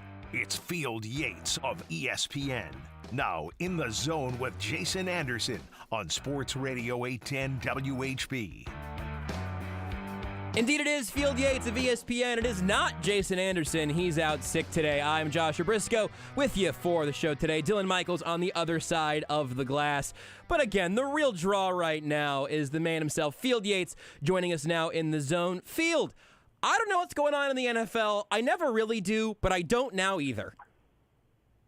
That's a great way of describing this season so far, right? I mean, after 5 weeks, I guess, with one game left, only 2 undefeated teams. I feel like it usually lasts a little bit longer. Yeah. And by the way, one of those 2 undefeated teams has not been tested at all in the 49ers. But the Eagles have had to kind of grind it out through their first 5 wins. I do feel like we're burying a little bit here because Jason saying he's sick today. How certain are we about that? Like, was he want an extra day off? Is that what he is really doing today? I personally feel I think there's a grand NFL conspiracy to keep Jason at home, not the fact that he was definitely sick here Thursday and Friday and then had a long week. I think it's an NFL conspiracy, personally. Okay, I agree with that take. We'll see if he's back next week. And if he's back by next week, we can maybe cut him a pass and say 1 day off is probably reasonable for a hardworking man. But it's great to have this chat with you all the same here on this fine Victory Monday for the Kansas City Chiefs. It's a beautiful time to be here. It's also a beautiful day in Kansas City. It's starting to feel like fall a little bit. So it really does feel like football is like fully arrived, both in the chaos and in another fun, if not weird, Chiefs game. But that's all they seem to play. Weird. It's perpetually weird. And in this case, I don't feel great about some of the stuff we saw, and I also don't feel bad about anything in particular. I do want to know where you were, if you were watching it in real time when Travis Kelce went down, if you had to go through that series of emotions like we did. Yeah, I was sitting there watching it. I actually came home yesterday. My wife is away, and I've got 2 children under the age of 2, so I came home a bit early compared to when I normally arrive home on Sundays from work, and I was sitting there holding my daughters, watching the game and thinking to myself, that's not ideal right there. That being said, I think that my emotions changed pretty rapidly given the fact that it was like 20 minutes of real time between when he got hurt and when second half kickoff took place. Yeah. And even though he didn't re-enter the game right away, he was at least available and on the sidelines. So it was a little bit of a scoop there for sure. I think it's something to monitor, especially on a short week. Yeah. But the worst-case scenario clearly has been avoided, and that's great news for the Chiefs right now. We almost never really just talk straight fantasy football with you, which is kind of funny, but I understand why. Does that give you a different angle on Travis Kelce, just kind of zoomed out to the last 10 years, 5 years, this year? When there is someone at this point, George Kittle's night last night notwithstanding, I love him too, but does that give you any other special angle on exactly how productive Travis Kelce has been? Because I think it's possible to actually overlook that because he's been so good for so long. No doubt about it. When I talk about how there are very few things in fantasy football that are actually predictable, but Travis Kelce is one of them, It's not just the fact that he's statistically way more productive than every other tight end in the league for the past decade. It's that he's going to be available. I mean, that week 1 injury was such an outlier. It's been, 2014, you said, since he last missed a game due to injury? Obviously, there was the COVID game a couple of years ago, but that availability is a huge part of why Travis Kelce has, for my money, been the most consistent and perhaps the most reliable and valuable player in fantasy football for the past 5, 6, 7 years. I mean, it's just been such a difference maker at a position where I am sitting here cheering, at the top of my lungs last night, reading through the box scores, realizing that Darren Waller and Kyle Pitts had over 10 fantasy points. It is just such a slog every single year to try to find a tight end that you can start every single week, and Kelce has been the exception to that rule. He's been incredible. I am glad that rings true because he's an outlier of outliers while actually being a tight end, despite some of the silly anti-blocking accusations that occasionally fall at his feet. What about the rest of the Chiefs' offense right now? I said I'm kind of having an issue figuring out exactly how to feel about this group of pass catchers because Travis Kelce's Travis Kelce. I've been really impressed by Rashee Rice's growth so far this year, but it's a little bit of a receiving core by committee, and it sounds like the Chiefs are just fully embracing it. It's a lot younger this year, though, than it was last year when Juju Smith-Schuster could be kind of the number one guy of the wideouts in particular. It totally is a much, much different receiving group this year than it has been in years past. And the one thing about the Chiefs, and it's a blessing and a curse. When you're at the mountaintop, you're playing for championships every single year. That's all you really want. On the other hand, it means that if you draft a kid to play, he's going to have to play or develop a lot faster than if he's playing on a team that's at the beginning stage of its curve. So let's just say that Rashee Rice, let's use him as an example, is it absolutely is showing signs of growth every single week. He finally, I think yesterday was over 50% of the snaps for the first time. But the Chiefs don't need him to be like a 50 or 55% of the snaps guy. They need someone who can play almost every single down as a top wide receiver. It's been reflected a little bit in Patrick's start to the year. Now, we have a lot of football ahead, obviously, but averaging just 7.0 yards per attempt. That's the lowest in his career, and I believe he's on pace for his fewest passing yards since that 2019 season, which is when he missed a couple of games due to injuries. Yeah. So it has not been nearly the same passing attack this year. Now, maybe the running game has been just that much more effective, but I do think the Chiefs are feeling the impact of not just having Tyreek Hill. That didn't slow them down last year, but even guys who have a bit more experience, like Juju, who, not that he's this difference-making wide receiver for every offense, but even if he wasn't spectacular for the Chiefs last year, steady enough to pick up over 900 yards and be a guy that Patrick seemed to trust. Yeah, somebody else who could be a primary read confidently of like, all right, I know I've got two of those at all times, and I don't know if he has two of those right now. If he has two by December, then you will not hear me complain about it. I'm excited about that development. It's just a weird spot for them to be in. Also weird for the Chiefs. Defense is great, Field. It is an excellent unit. We don't talk about L'Jarius Sneed enough. I don't know if you guys end up, from a national perspective, end up hearing his name enough, because frankly, we've talked about him with you certainly as all the things he can do as a blitzer and as an outside corner. But yesterday he was following Justin Jefferson, and when Jefferson went to the slot, he was up against Trent McDuffie, who was also fabulous. Even with the pass rush not being in its final form yet, because Charles Omenihu comes back after one more game from his 6-game suspension, I'm still bullish on this Chiefs defense. The formula is changing right now for this Chiefs team, because for all the things that we were just talking about the passing offense right now, the defense has just been that stingy. I mean, they're one of the very best in the NFL right now. And I think you have to be kind of selective in terms of what number you choose to quantify defense. I tend to look at one stat more than others, and that's points allowed, because yards allowed can be inflated when you're up by 35, like that Bears game, and all of a sudden you're playing, this prevent defense, and yards can pile up in a hurry. But they're allowing just 16 points per game, tied for fifth best in the NFL. They've been able to get contributions from not just, sort of headlining players like Chris Jones, but they've been able to do it with some complementary pieces. They have weathered the storm with some key absences, not just Omenihu, but also Nick Bolton being out for multiple weeks because of injury.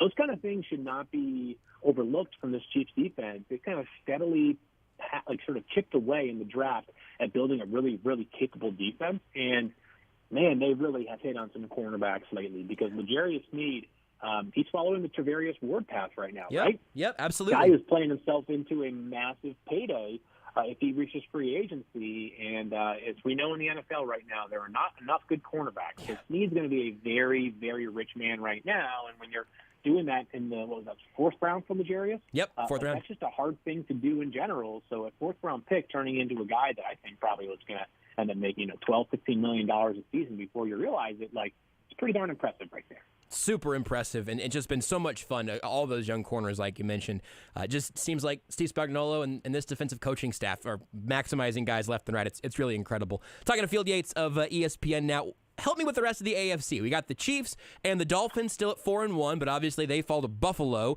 And then Buffalo has all of the issues of their own, going over to London, getting beat by the Jags. I know you can't transitive property the NFL. It does not work. It is too fluid. But how do you handicap the top of the AFC with a lot of 3-2 in there? Yeah, it's really tough. I still think the best team, if not Kansas City, when playing their best, is Buffalo. I really believe that. I know that we have seen way too much inconsistency through 5 games, and some would argue that inconsistency has been a problem in prior years as well. I am concerned about the fact that Buffalo has two of its best defensive players out for the year in Tre'Davious White and now Matt Milano. But Josh Allen has just been remarkable this season in the early goings. Actually leads the NFL in completion percentage, which I know we talk about completion percentage not necessarily always being the most reflective stat of accuracy because they're throwing it short all the time, like it doesn't really matter, but he's also third in the NFL in yards per attempt. So downfield shots have not been a problem for Josh Allen in terms of decreasing his overall accuracy. So I think it's probably better this early in the season to kind of make a list of the teams that I still think have the goods to make a legitimate run in the AFC.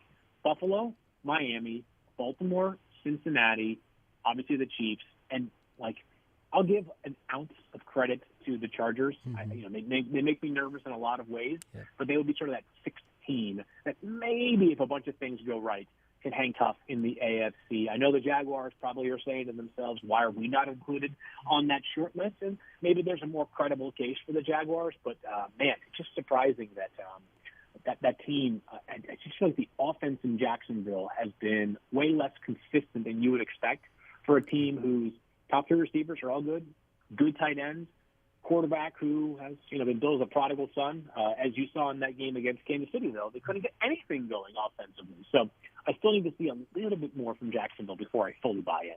I think that's totally fair. I always want to believe in the Chargers, like even being here in Kansas City. I like Justin Herbert. I at one point I liked Brandon Staley. I've had to recuse myself from him a little bit in this season and a little bit last year too.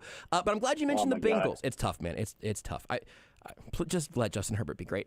But you mentioned the Bengals. They get the win over the Cardinals. Not a huge feather in their cap, no pun intended, but the Cowboys would have liked that game back. Did Joe Burrow look healthier to you? Did he look flatly healthy? Is that offense broken? Is it fixed? Where do you land on them as you leave them in that group of contenders? So I thought maybe the most important stat for Joe Burrow yesterday was actually 4 rushing attempts. You're thinking to yourself, wait, 4 rushing attempts for 7 yards? Does that matter? Well, he had a 10-yard run yesterday. His longest prior to that this season was 5. His longest rush in weeks 3 and 4 was 1 yard. So I think the mobility in general passed the eye test at a much higher level for Joe Burrow. And what I would say is that after the game, he noted how he thought that game might prove to be their New Orleans game this season. Last year, Cincinnati won a game in Louisiana, in New Orleans, this crazy back-and-forth game where Burrow went off. And that was when they got hot. They went on to win, something like 8 of 9, 9 of 10, something like that, crazy down the stretch. They were excellent. Because we know that Cincinnati has been there and done that, reaching the AFC Championship game and the Super Bowl once over the past 2 years, with basically the same crew. Obviously, there are a couple pieces that are gone and a couple of pieces that have been added, but this is largely the same crew of star players, right? It's Joe Burrow, it's Jamar Chase, T. Higgins, right? Defensively, Trey Anderson, the list goes on and on, right? Because of that, I think this team sort of flipped that switch. That division's so competitive that I'm not sure anybody will run away with it. But Cincinnati definitely is the team that, no matter how they have started, I should say this, they're the team that has started slowest that I have the most belief in just because of how good they have been over the past 2 seasons. I think that's earned, and I think that's explained well. I asked you that to sort of help me affirm my feelings, and you articulated it better. Last thing before we let you go, I can't let you leave until I ask you what you think of what's going on in Denver right now. We just saw the Chiefs take on the Jets a couple of weeks ago. It's the Broncos on Thursday night. That I didn't get to catch much of that game live because of the Chiefs and everything, but my goodness, Field, it was bad last year. Is this year worse because they were supposed to be stabilized by Sean Payton? Is this more of the same? Is it actually headed in the right direction for Denver? I actually would argue that this year could be worse because Russell Wilson's playing fine. Yeah. Right, he's not the problem this year. It's a problem when your quarterback is as bad as he was last season. Their defense last year was stingy. I mean, you've seen that defense over the past few years. This year, they can't stop anybody. I mean, they continually let up 28 points per game to bad offenses. So it's disconcerting for sure. There are a handful of teams that are down bad right now, teams that are 1-4, 0-5. The ones that are most precarious to me are the ones in which you have to undo a bunch of stuff before you can get right. Carolina, Chicago, two teams that are bad in terms of record right now, but it's not like they've got a bunch of contracts on the book that are just carrying them like dead weight. Or in the case of Chicago, which based off how Justin Fields has played since the KC game, which probably won't be the case. But if they wanted to toggle away from Justin Fields this offseason, that's easy enough to do. For the Broncos, if you're moving away from Russell Wilson after this year, it's still a huge pill to swallow on top of all the other veterans that you have right now that are either on long-term contracts or just on bloated contracts. I mean, they just gave away Randy Gregory for, a bag of donuts, basically. So I think we're seeing that there are a handful of teams where the avenue to eventually get it right is a lot more difficult to find out. And Sean Payton made comments during the offseason he's going to have to live with for the entirety of this year. And so far, not so good. So you're taking the upset on Thursday? I'm going to go and pass on the upset. Okay. I will say this, though. This is a good opportunity for the Chiefs offense to. Yes. The schedule softens up for the Chiefs offense. I thought it was in a good spot yesterday. This is a day on Thursday for the Chiefs to kind of get there. I think if there's going to be a time for them to develop some swagger and consistency, it's got to come in matchups like Thursday night. Regardless of how healthy Travis is, as long as he's available, the Chiefs offense needs to start to build some momentum because while the defense is great, I think we all know, given the conference they play in and the eventuality that you're going to face probably Philadelphia or San Francisco in the Super Bowl if you make it there, you can't just be good on one side to win the Super Bowl this year. You've got to be dominant on both. I host our post-game show here on 810. If the Chiefs win that game 27-0 but don't break 30, it's going to sound like a losing post-game show. I can hear the phone calls now. That one, I think, if Patrick throws 3 touchdowns and they hit a couple long field goals, that's probably fine. But I hear you. Again, I'm not down. We're not down on this Chiefs team. They're 4-1. There are plenty of teams that have way bigger issues. That being said, the secret sauce for the Chiefs is not going to simply be an improved defense. It's going to be an offense that looks closer to what it's been over the past couple of years. 100%. There are other teams with bigger issues, but the Chiefs have bigger goals, and so the offense will hopefully be a part of that on Thursday night. Field, I appreciate your time. Something else? You got a little freebie for us? No problem. Man, I sorry. look forward to Thursday. Tell Jason, you know what? Show up to work next week, will ya? We'll throw that in the cuts. He may or may not hear it on Friday. Thank you, Field. Okay, sounds good. Thanks, man. Talk to you soon. See ya. That's Field Yates of ESPN, an all-around professional and all-around great fella. Love talking to Field every time. I thought he had another line, and then I stepped on him, and they stepped on him. It was, except for everything but the outro. But what would happen if Jason was here? Take that. Look, sometimes the quarterback, the backup quarterback can run the offense. Sometimes you need to make one correct play right at the end, and it's, battered up. The good news is here in the zone today, we got 4 downs to do it. We are in the midst of our third hour here. We're coming up shortly. We'll start to hear from Chiefs coordinators as they prepare for those very same Denver Broncos. And we will be able to talk to Mick Schaefer of KSHB 41 about that in a little while as well. But first, would you like to see some racing live in person coming up on Saturday? Let me tell you about the World of Outlaws Microlight Harvest Rumble at Lakeside Speedway on Saturday, October 14th. Here's what we're going to do for you. We're going to give away some tickets over the course of the week, but right now we're going to give away 2 pairs, 4 total tickets. You can only win 2 at a time. But 2 pairs of tickets to the World of Outlaws Microlight Harvest Rumble at Lakeside Speedway this Saturday. Racing begins at 7:30. You got to get here to pick up your tickets by the end of the business day on Friday, but the sooner the better. 2 pairs of World of Outlaws Microlight Harvest Rumble at Lakeside Speedway tickets for Saturday, October 14th. Call right now, 913-3810-810. We'll take callers number 8 and number 10. 913-3810-810 to go to the World of Outlaws Microlight Harvest Rumble at Lakeside Speedway on Saturday, October 14th.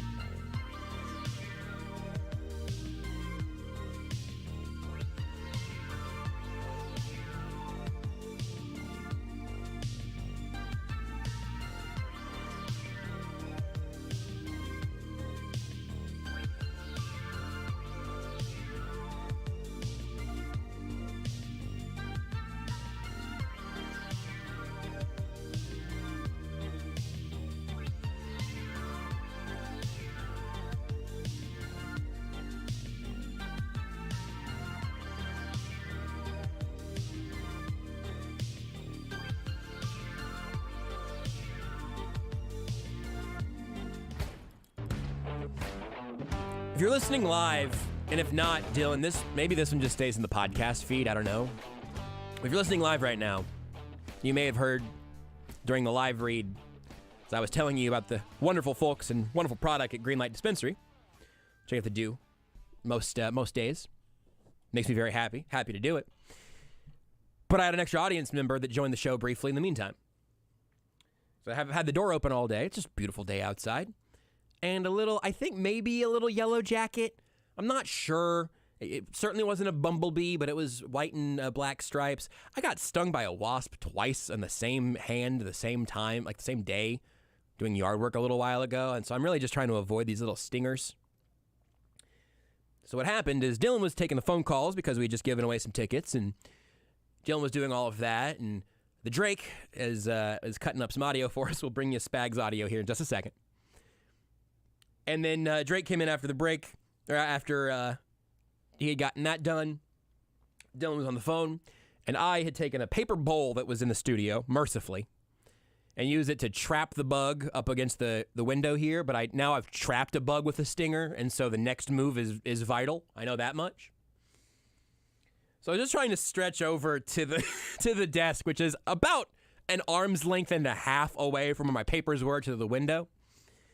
Couldn't get that. Eventually, Drake came by. I was able to successfully slide a paper under the bug, make a little contraption, chuck the whole thing onto the balcony, and it flew off, and I retrieved my paper and the paper bowl. And now all is well here in the studio. But I have been on that side of the glass, Dylan, when multiple birds, but one time in particular, a bird flew into this window and then flew to the ground and then didn't fly anymore. And by flew to the ground, I mean, it's not flying, it's falling with style. We had a funeral for a bird that day. It was a sports Saturday, sports Sunday, something on the weekend. We had a bird eulogy. Didn't need a bug eulogy today, though, because we're getting these little critters back outside. We also don't need a eulogy for the Chiefs' defense, because as much as a solid quarterback in Kirk Cousins, who, like, even Chris Jones has talked about honestly respecting him in a way that I also completely do, the Netflix quarterback series was very helpful for that. But Justin Jefferson is the best receiver in football right now, and the Chiefs put the clamps on him. He was hurt late in the game with a hamstring and didn't return and missed about the last 9 minutes or so, maybe a little more than that depending on when he left the game. But through 3 quarters, it was just a defense that was ready for the challenge, and a defensive coordinator who we will hear from now. First up, from Steve Spagnuolo, spoke to the media just moments ago. He took a question from our own Soren Petro about how the secondary performed yesterday. Coach, quick question, and I'll have a follow-up if I could, Brad, about your secondary. Just the overall game plan, and was your feeling that we don't want to get beat by Jefferson, and did you feel like you guys executed that plan? Yeah, I mean, Soren, that was certainly a huge focus, and I mean, I think you saw as the game went on, we, as much as we could, we tried to get LJ on him. It wasn't every snap and it wasn't every call that we had, and I thought he did a really good job being aggressive. We knew he would also be put in the slot because they had done that prior to, and that was a reason for playing Trent more in nickel than he had in the previous game. So it got, 2 of our best guys on what was definitely their best guy. And I thought overall we did a good job of containing him. I mean, we didn't want him. He's a game wrecker.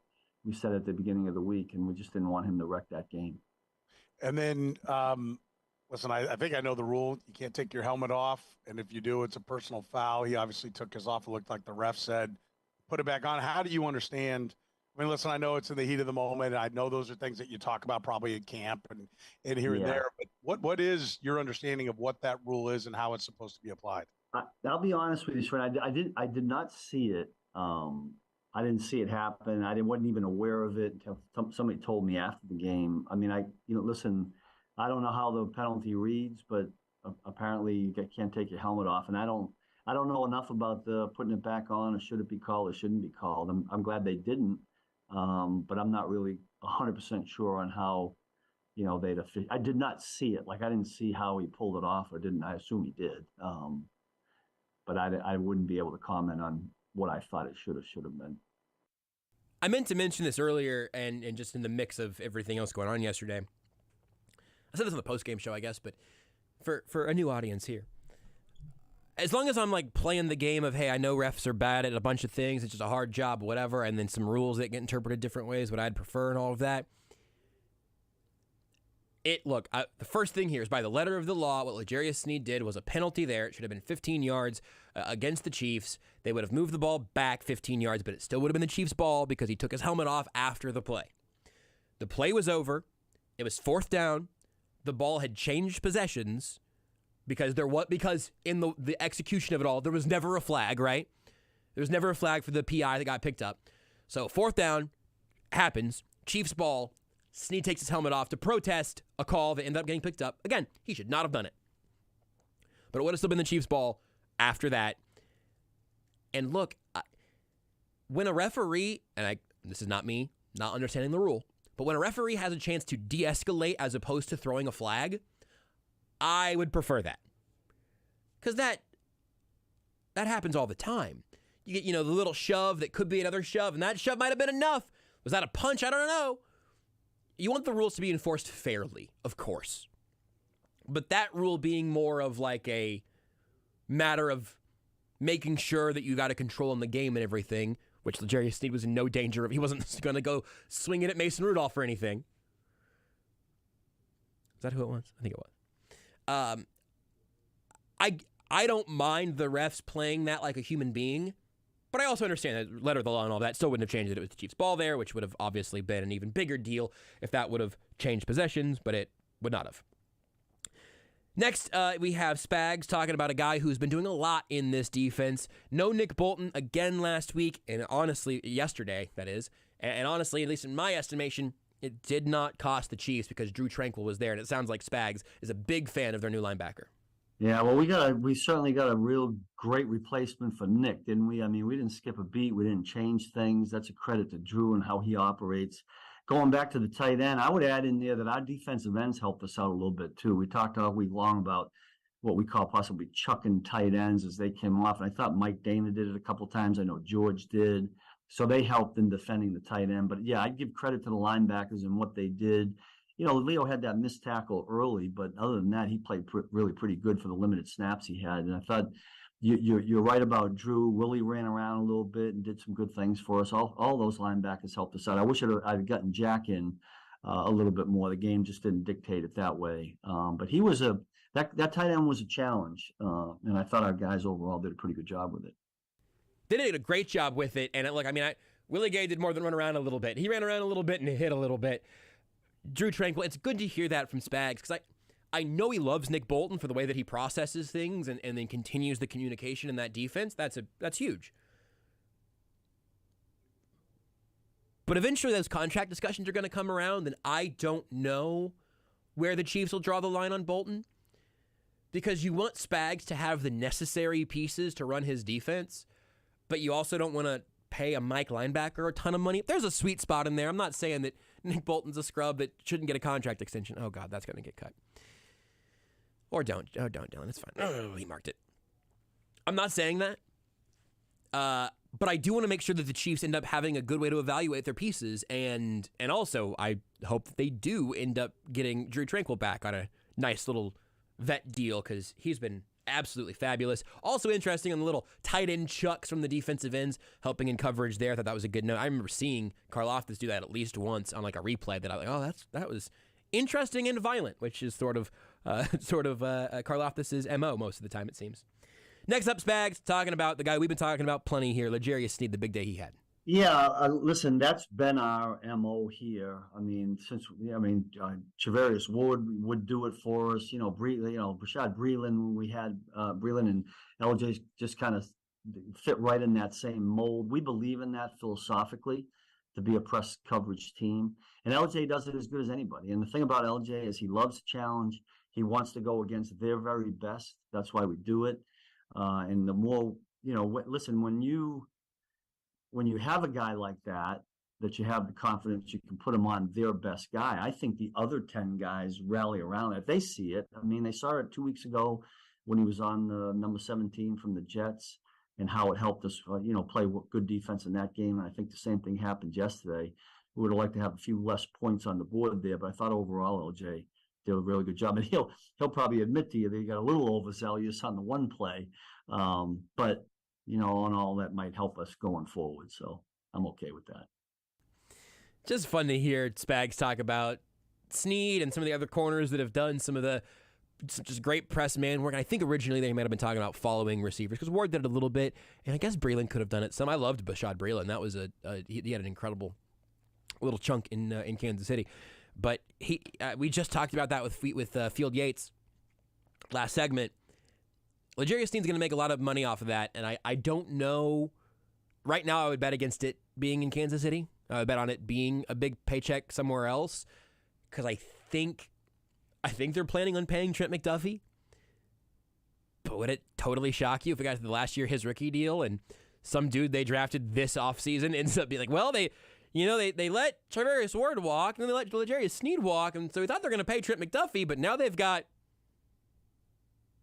Jimmy pass interference, and he's been incredible in spite of his name. Regardless, I don't want to look too far ahead because I want to enjoy what this defense looks like now. It's fabulous, and I'm absolutely tickled to watch this group continue to grow over the remainder of this season.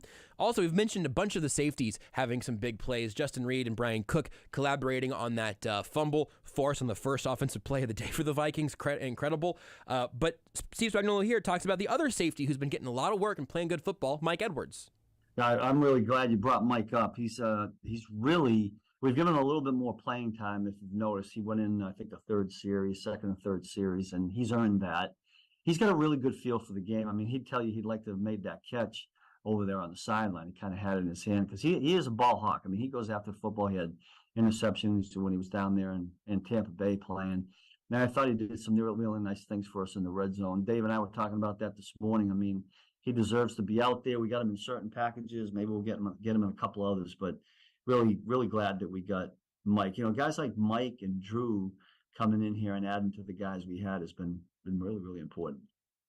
It really has been. I mean, they were, I'm thinking real quick, but I think were those the only two meaningful veteran additions? They might have been the only two veteran additions to this defense, period. I'm in a hoop, but he hasn't participated yet, so I think that's kind of it. They didn't really bring in any more beef on the defensive line. Derek Nottie they brought back on another 1-year deal, but obviously he was here.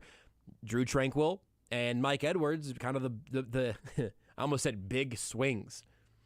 Each of those are 1-year deals worth like change in the NFL, chump change.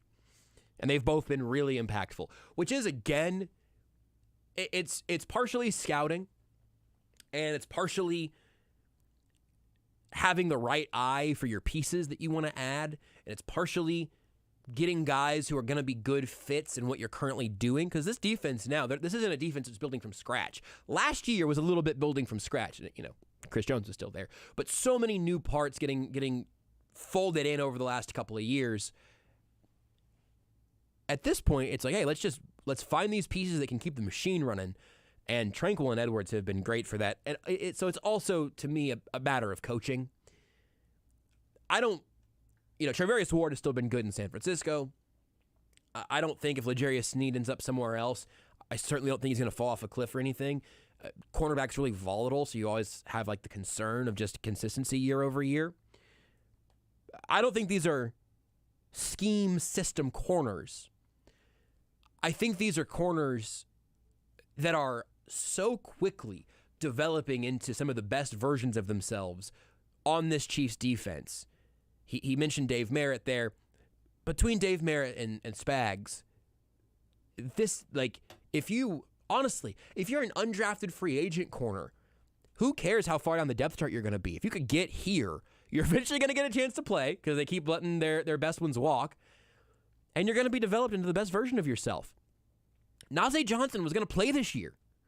Like, that was the trajectory he was on, and then he unfortunately had the ACL injury in training camp.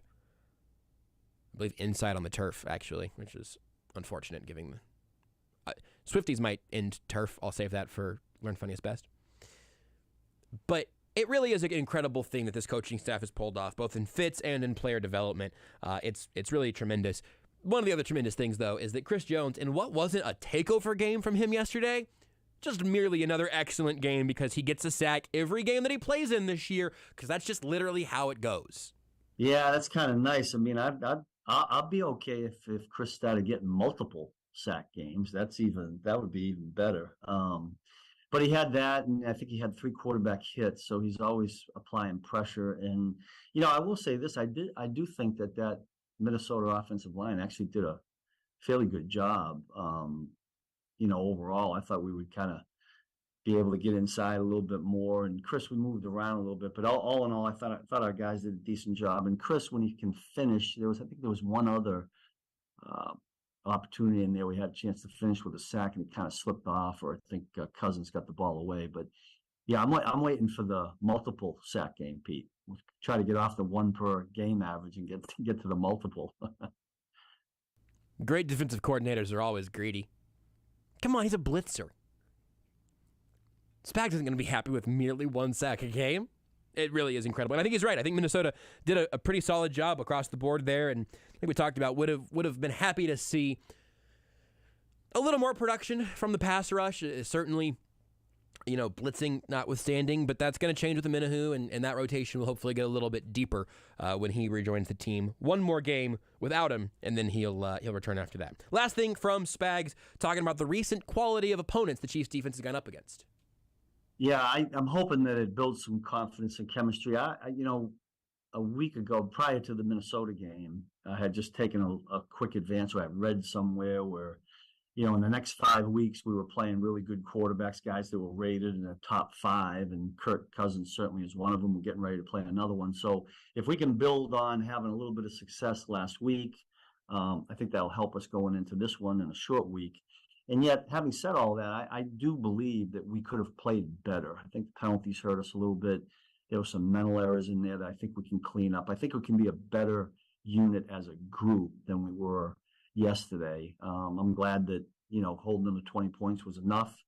And it was really kind of clutch at the end there when we rose up. It was kind of nice of Pat to let us finish the game this time. Usually they iron it and they take care of business, but it was good for our guys to kind of finish the game that way. So hopefully it builds some confidence.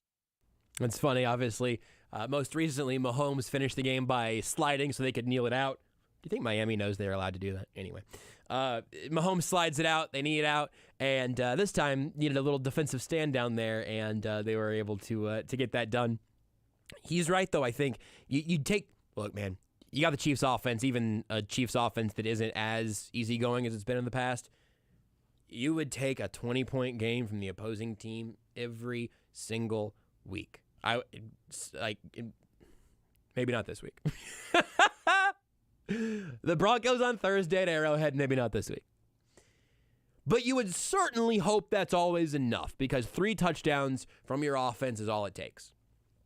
Regardless, I think he's right to say, hey, again, there were some penalties. I was giving you the first down infos earlier. 5 first downs on penalties converted by the Vikings. I don't have the breakdown of what all of those were and everything, but the penalties were a little bit of a problem. There's still room to have a better day than the Chiefs had.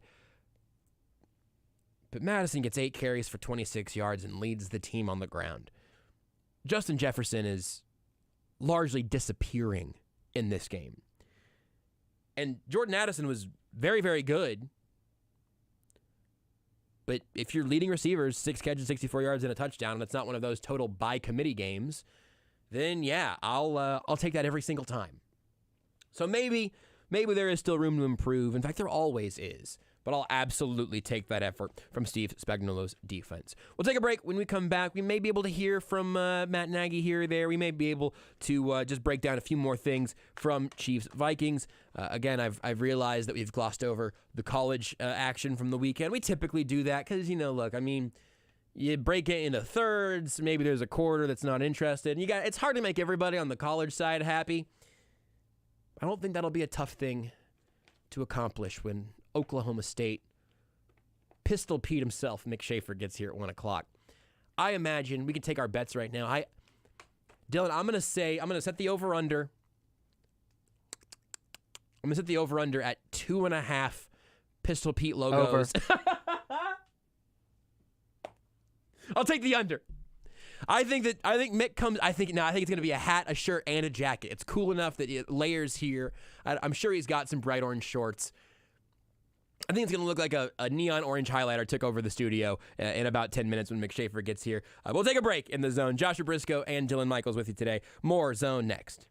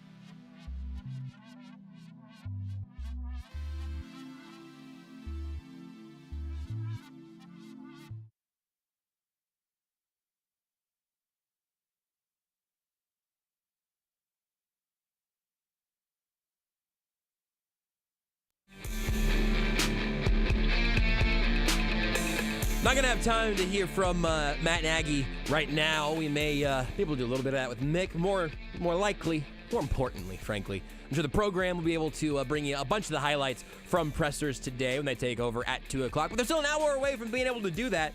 I'm Joshua Brisco, by the way. Dylan Michaels on the other side of the glass. Jason Anderson out today. We're hoping he's back tomorrow. But, you know, like Andy Reid always says, we're all day today. Like Kyle Shanahan once said, I don't know if we're all going to be here tomorrow. Or Sunday or whatever it was that Kyle Shanahan was loosely invoking the end of the world. The world's not ending. Not even for you, K-State fans. But Mick Schaefer's going to walk in the studio pretty soon, and I'm guessing he's going to be wearing orange. The mic's going to come on, and I don't know what I'm going to be able to do about that. Stay strong, brothers. Mick Schaefer next.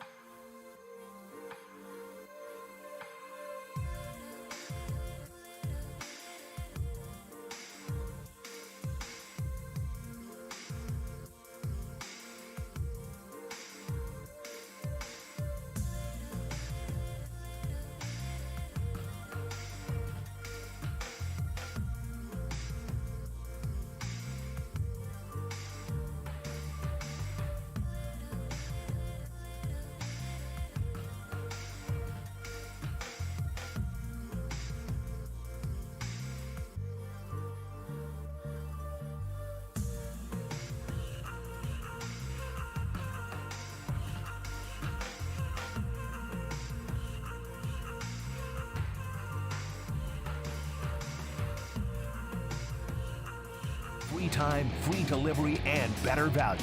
Go to GuaranteedFoods.com. The under hit. One item of, I guess, Oklahoma State clothing. Yeah, I don't even think I have a Pistol Pete on, do I? No, you know what? There's no pistol anywhere on you. The 1945 National Championship T-shirt, Oklahoma A&M Aggies. It looks great for being 90 years old. It looks incredible. Well, the National Championship is only about 10 years old. Oh, okay. Because they did one of those things where the coaches poll existed back then. Right? But they or the coach association, but they didn't do a national champion. It was just the AP. So the coaches went back and they crowned champions for the 15 to 20 years they didn't do it, right? Yeah. And so they matched the AP champion every single year except for 1945. They said, "You know what? Instead of whoever, we're going to go with the 9-1 Sugar Bowl champs, Oklahoma A&M, as the national champions." And before they finished the sentence, Oklahoma State was, they were stenciling onto the stadium, national champions! So I get a lot of crap from my KU friends. Yeah. Because I give them crap about the Helms Awards, right? Sure. The trophies, the national. I'm like, that's not real. We don't even and so call they it- come back it's like, called the well, this Helms. isn't real. I'm like, well, we do celebrate coaches national champions, right? 1997, there were two national. It was That's right. Missouri and Nebraska. This Or, isn't a- Michigan and Nebraska. Both those schools celebrate the national championship. This isn't a UCF situation where there was No. where one entity ruled one No, championship and this they is declared like- their own. This is like 91 when it was, what is it? It was Colorado and Miami that year.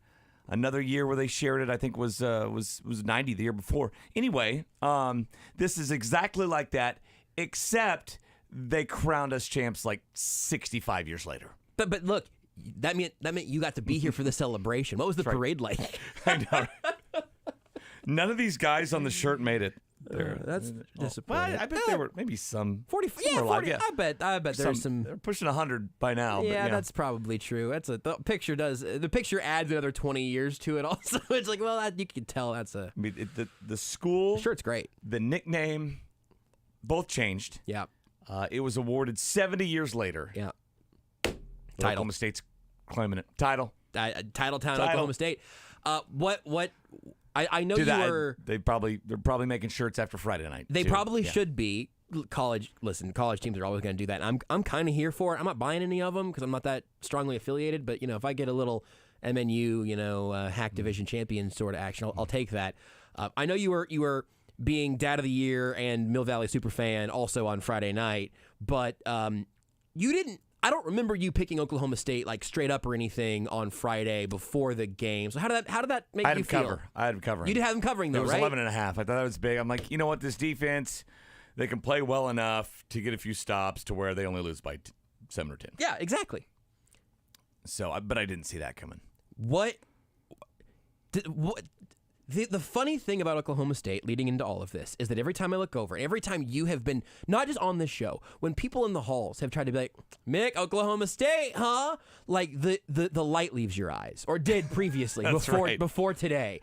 It was hard to watch other people talk about Oklahoma State football. Yeah. Are they back? Is No. Oklahoma State back? No. Oh. They're not. Why not? I mean, they lost to South Alabama at home.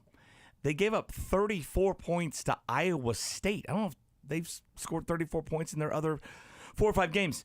But I think the biggest deal was, look, this was a humbling loss they suffered last year, 48-0 at K-State. Nobody outside of Oklahoma beats Mike Gundy 48-0. Okay, that was an OU loss. That was a Sooners over Cowboys under Mike Gundy loss right there. Actually, under a lot of coaches, and so. I think that stung. I think they had this one circled. I think they put a lot into it, and the defense played well, really well, and it helped that Will Howard was not playing well at all. And so, and the offense got enough scores early and just kind of held on tight late. And, so, like, because of that, you can go and find 3 more wins on Oklahoma State's schedule to get them to a bowl at this point. And that would be nice. Somebody last week had projected Oklahoma State against Colorado in one of the lower tier bowls. I can't remember. I was like, sign me up for that. I will go to that game. Absolutely. If Oklahoma State gets to a bowl, let's go. Just housekeeping. They didn't just lose at home to South Alabama. They got drubbed at home by South Alabama. 33-7. Yep. But those extra 2 points, those do count. We didn't make a big enough deal about that when that happened. That's I did. nuts. I'm sure you did. I didn't. I made my son stay up and watch. You're not going to bed. You're watching this, okay? This is like Derek Jeter watching the Red Sox celebrate, right? You sit here, okay? You learn what this feels like. Yeah, so they learned. And I think there's some UCFs of the Big 12 world and other schools that are Baylor's that are bad enough that, okay, you can get some wins. I hope you get to go to this bowl game. I hope you get to KU maybe this week. You think so? K-State at home. They can beat KU at home, right? I guess why not? Yeah, I guess why not? Especially if you've got Jason Bean at quarterback. Didn't seem to slow him down on Saturday. He had 91 yards passing. Is that right? Okay. They put up all those 50-some points, and they Ground had and pound, baby. 500 yards of offense, 91 through the air. I didn't know it was under 100. That's unbelievable. Yeah. The running game, man, that survives and advances. They have 2 outstanding running backs and a good offensive line, and they have 3 outstanding running backs. Jason Bean also. Jason Bean, yes. Sorry, it's just a little joke, just a little. Who's the old coach GM of Lamar Jackson's running back? Bill Polian. Bill Polian, yeah. thank you. I wanted to say Colts. Bob something. Yeah. That's just a little Bill Polian for all of us. Tell me this, Mick. Where were you, and what were the first 5 seconds, 10 seconds through your head when Travis Kelce goes down on the turf in Minnesota? So I was at home. No, sorry. I was at the station already. I was at the station. And I was working on the schedule, and I had turned my back on the play. And Nick Jacobs, who we know and love, worries about everything. He worries when there's nothing to worry about, which gives him something to worry about. And so he's like, oh, no. Stay down, Travis. Lay down, Travis. Lay down. I'm like, okay, what are you overreacting to now? And I look, I'm like, everything's fine. They show the replay. I'm like, and then, because I hate, and Nick is a Twitter doctor, right? Immediately, well, he's going to be out 6 to 10 weeks, and this and then whatever. And I'm like, and I hate that. And so immediately he's thinking the worst. And I'm like, come on. But then they show his face on the sideline, and he seemed to be resigned to some awful injury. It was almost like an Aaron Rodgers type face. Yeah. In week 1, I'm like, oh crap, well that's bad. This is a guy that knows his body. He knows the NFL and what moves result in injuries, good and bad and indifferent. And so I'm like, okay, that's the worst. I didn't voice it. No, that's the worst. I'm like, well, he's not coming back this game. That's awesome. It's going to be awful. And then same deal. I'm kind of working on stuff, and the third quarter starts. Oh no, it's upstairs because that's basically when our show hit, because we do a 5:00 show that nobody watches when Chiefs are playing. And so Nick was in charge of my script for the graphic with the update on the Chiefs game. They're winning 2013, whatever. And he wrote in there that he went out with an ankle injury, but he's back on the field in the third quarter. I'm like, wait, what? I read that out loud. I'm like, well, I know he didn't screw that up. And I look on the TV, and sure enough, they got an ISO of him wrapped up on the sideline. I'm like, this is Willis Reed, except Willis Reed is very overrated when his comeback, and so this is a lot bigger and better. I tweeted out I would have had better odds that Taylor Swift would have showed back up in that game than Kelce. That's a good tweet. I didn't see and so that guy is he's so good, but he's also so tough. Yeah. And you don't get through the last, what's it been, 10 seasons, 11 seasons without missing a game because of injury, there have been some injuries there, right? Yes. Yes. He's been hurting.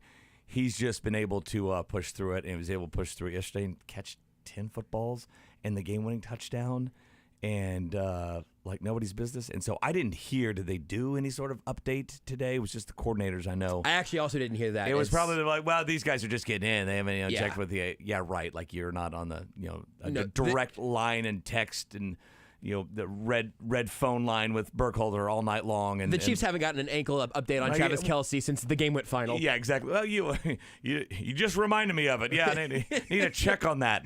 It's on my to-do list today. It's item number 7, somewhere after breakfast. I talked about this some earlier, that I think if there's like a silver lining to the scare for Kelsey, and frankly, a little bit before week 1 also, we didn't know until a little later when Jay Glazer had that report about the Chiefs fearing the worst, fearing a tibia plateau fracture or whatever it was that would have knocked him out for the year. But we've had a couple opportunities to fear that Travis Kelsey's decline was about to not just show up, but drop off a cliff, and then he keeps looking like Travis Kelsey. It's unbelievable. But I really appreciate the opportunity to appreciate him in real time, to put that into the grander context, because eventually it will be Travis Kelsey's last year. Eventually we will see Travis Kelsey's last game. We're not there yet, but does that phenomenon also kind of strike you in that realm of how do I properly communicate to people what they're seeing here? And also, how do I appreciate it for myself? Because you're in that spot also of like, hey, everybody, the most famous NFL player in the world, dating the most famous woman in the world, is one of the most incredible straight-up football players we've ever seen. Do you think he's the most famous football player now because of that? I really do. I've said that a few times his today. Teammate and best bud? I think so. Maybe not amongst face recognition of people already in the football world, but there's an entire other circle now. Sure. That I think as soon as it happened, he was catching up. But at this point, like I'm saving some of it for Learn Funniest Best. But I think there's a chance that Swifties get to the league office about artificial turf. Like I think that might actually happen. I think he may have surpassed Mahomes. I think you're onto something. I think it's close. If he hasn't, no, you're definitely onto something. But it's hard to. I mean, what he's doing is. It's beyond tight ends. It's beyond receivers at this point. You should be compared to receivers with all the 1,000-yard seasons in a row. It's 7, right? Yeah, I think so. No one else has had 4 this year. As a tight end. He's behind the pace this year for the first time in a while. He is behind the pace, but it's funny. It's like I feel like every game he's getting like 67 yards. I'm like, that's the exact number you need to get because you missed the first game and all that to get there. I think he's going to get there because there's nobody else to throw to. Yep. I mean, think about this. Mahomes had 31 completions yesterday, right? To 10 different receivers. 10. And Kelsey caught 10 passes. So he had 21 completions to 9 other receivers. That is about as even as you can spread it out. And that's spread out thin at that point. How does that make you feel? Because we've heard different angles on this. Andy Reid at the beginning of the season saying one thing. Matt Nagy last week was saying another. Today, Nagy's talked even more about the receiver by committee thing. We haven't played the audio. I haven't heard it, but I saw someone tweeting about him doubling down or tripling down or quadrupling down on. We got young guys. It's going to be by committee. But Rashee Rice with 4 catches, Kadarius Toney with 5. A ton of short stuff there for Toney. Are you rooting for one of those guys to become more of the number one option amongst wide receivers, or are you comfortable with this future? I think it's going to be Rashee Rice. I kind of do too. And I made that Mazzio pick, I believe, at the beginning of the year. Oh. I think I had him as the top receiver. Good call. Or at least that's what my memory tells me. I don't think I did. I thought it was the best game of the year for the wide receivers. Yeah. I don't remember a drop. Justin Ross had 2. He had 2? He had 2. I was going to applaud him for showing up and making a catch. 6 routes, 6 snaps, 4 targets, 2 catches, 2 drops. Weird stat line, but I'm production for only 6 routes. High target snaps. rate, incredibly high target rate. I'm choosing to be an optimist about that, not focusing on the drops. I like the Rashee Rice catch in traffic. Right, yeah. There's a safety coming over, and he didn't alligator arm it. I really liked Kadarius Toney not making business decisions. Maybe I didn't like that, but he didn't make business decisions. He got some tough yards. Great point. On some short routes, and it's a guy that's kind of made of glass sometimes, and you're like, maybe just step out of bounds. But he didn't. I thought he had a really good game. Your weekly MVS. Oh yeah, he's on the team reception. I'm like, oh yeah, but it was a big one. And then new Chiefs deep threat, Justin Watson. Yeah, man. 2 big catches. Huge. Not so sure if the one was a catch, but they upheld it. And then that deep ball was really big. I think that led to just a field goal, but it was the second possession of the game, and it led to points. And it was kind of the last big play for a few drives there before the Chiefs got it back together in the second half. Tough catch there. Those deep balls are tough. I mean, you see the DB mistime the jump there and just miss it, and he had the hands to get it. And look, even if that technically maybe he had a barely a cleat nanometer off the ground, right? Yeah. For the Swept catch on the over one of the sideline. fake blades That in was the grass. that was a hell of a play, regardless. Yeah. I mean, to catch that ball and keep those feet as close to on the turf as possible. So I thought it was the best game for the receivers as a whole, and they all caught passes. Everybody did, right? Every back caught them. Everybody who got no a target Blake Bell, caught one. right? He didn't catch one, did he? Blake Bell did not get targeted. Noah Clyde Gray didn't did. get targeted. I thought Clyde caught a pass. I No, don't. okay. If so, it could have So come back. there's from a a couple penalty, more but- guys that could have caught passes, huh? But everyone who got targeted did catch a pass, and most of them caught all of their targets. The other thing with MVS, I'm going back. I'm struggling a little bit because I was sat in here with Jason last year. I sat in here with Jason every single day, said MVS is the worst receiver in football, and they should cut him yesterday. You would say that? No, that's what Jason was saying. Okay. That might be a bit of an exaggeration. But we talked about MVS a lot and like this whole idea of how he can affect a defense deep and all of that, and he's got a very movable contract next year. I saw him in the Bengals game in the playoffs, and I was like, oh, that dude, like that's special. Like that's something this offense needs more of. And now here's your snap counts for yesterday in the receiver group. I got to switch 2 tabs. MVS got 43 of 66 snaps, so 65%. Sky Moore got 56%, 65% for MVS, 56 for Sky. 44% for Justin Watson, 38% for Kadarius Toney, 20 snaps, 30% for Rashee Rice, and then those 6 snaps, 4 targets, 2 catches, 2 drops for Justin Ross. MVS is out there constantly. And like you said, there are moments when you go, why don't they throw it to MVS all the time? You know, he's got some real special speed, a big body to shoot downfield.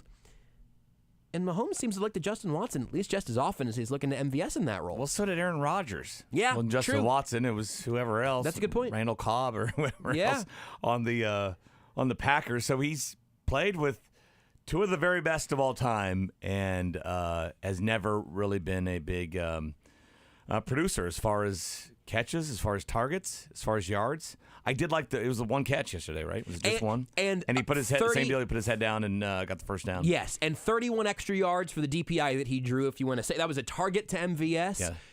It was underthrown by a little bit. Which helped the call, right? Yes. And Yes. I don't understand there people complaining about that call. Like, he never turned his head. I mean, Not at all. End of story. He ran into MVS, and I guess at one point MVS grabbed him, but the ball was already there. He was already into him. I mean, that was an easy DPI call in my mind. I don't like those. I don't like that rule. The rule's the stupidest thing in the world. Because it's rewarding Why the do I quarterback. have to turn my head? Even if I don't touch the guy, it's a penalty because I didn't turn my head. Give me a break. And in that case, a quarterback makes a weak throw. Yeah. And it happens all across the league all the time, obviously. But if the quarterback underthrows it, and the receiver has to come fight back through the defensive back to get a ball that was supposed to be 3 yards ahead of him instead of 2 yards behind him, I don't like a defender getting penalized for that.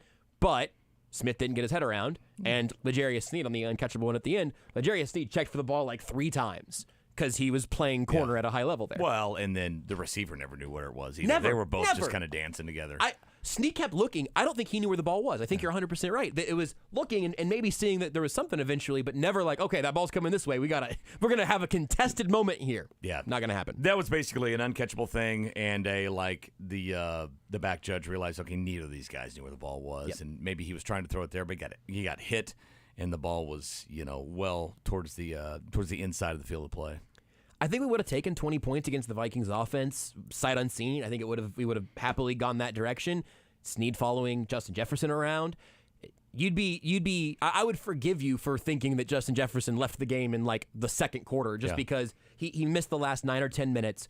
But L'Jarius Snead did a great job when they put him in the slot. Trent McDuffie did a great job. I don't know if there's anything. There's a couple of things you can nitpick with, and we played all that Spags audio, but the secondary yesterday against a really good group of pass catchers and a grown professional quarterback in Kirk Cousins, offense looked totally pedestrian yesterday, which I think should count for something for the Chiefs. The Chiefs offense did? Yeah. The Vikings offense looked pedestrian, which I think should count for something for the Chiefs defense. Even as I think some of the enthusiasm on the defense has waned after Zach Wilson dropped some dots on him. I didn't like that the Chiefs only got the ball 4 times in the first half. There were some long Vikings drives where the defense could have got off the field, but they got the bend but don't break type deal going on, and they didn't give up a ton of points in those guess we're in 4 possessions for the Vikings as well. But yeah, no, the defense is, I think, legit and real, and it's a good thing that the fixable parts for this team are on the offense, right? Those are the ones, those are the areas that need to get better. Is the offense and the passing game. And I think it will. Like I said, I think it was the best receiver game for the Chiefs yesterday, and it was business-like, I think, for Mahomes yesterday, right? It was 2 touchdowns, 0 interceptions, some throws he'd like to have back, and the offense stalled a couple of times, but got the job done. There was also a stat that that Matt McMullen from the Chiefs tweeted out that I wanted to bring up that I'm gonna go grab right now. The Vikings blitzed Patrick Mahomes on 56% of his passing attempts yesterday. On those dropbacks, he was 17 of 23 for 152 yards, 9 first downs, and both touchdowns. His passer rating was 120.2. Well, he came back on that stat. It was early on. He was below 50%. Now it was like 4 for 10 or something like that. But they figured things out in the second half on those blitzes, and you saw him check down. The running backs catch a few more footballs, and he figured it out. But he's the best of all time when it comes to facing the blitz. Also, to your point about the Chiefs' defense, I was also kind of trying to figure out, why did it feel like the Vikings were on the field all the time? It was never a big chunk play. It was never like, here comes the avalanche. But it did absolutely feel like that. The Chiefs' offense had 21 first downs yesterday. The Vikings had 24. Yeah. 5 of those off penalties, by the way. They were in danger. I was thinking the Chiefs could only have the ball 3 times in the first half. Had they not scored, I think they scored on second down, that touchdown. They ran the ball a couple more times, and I think the Chiefs had 1 timeout left. And the Chiefs got the ball back after 1 play in Vikings territory. Yeah. That was after a huge defensive play at the very beginning. Yeah, exactly. It was wild. No, good point there. After 1 play. That was the best missed tackle of Leo Chenal's career. It was. It so was. It was a great missed tackle. Glad he missed it. A genius, big brain, high IQ miss. Get stiff-armed because Justin Reed is going to put his head on the football. It's incredible. Well, if we can turn this little miss into a success story, we could take a little time out and come back and do a little Learn Funniest Best, figured out how our weekends all went. I feel like Mix went okay. But okay. Some other issues, but yeah, it's fine. Why don't we break those down when we come back? All right, we're going to dig into Mixed Personal Life next in the Zone.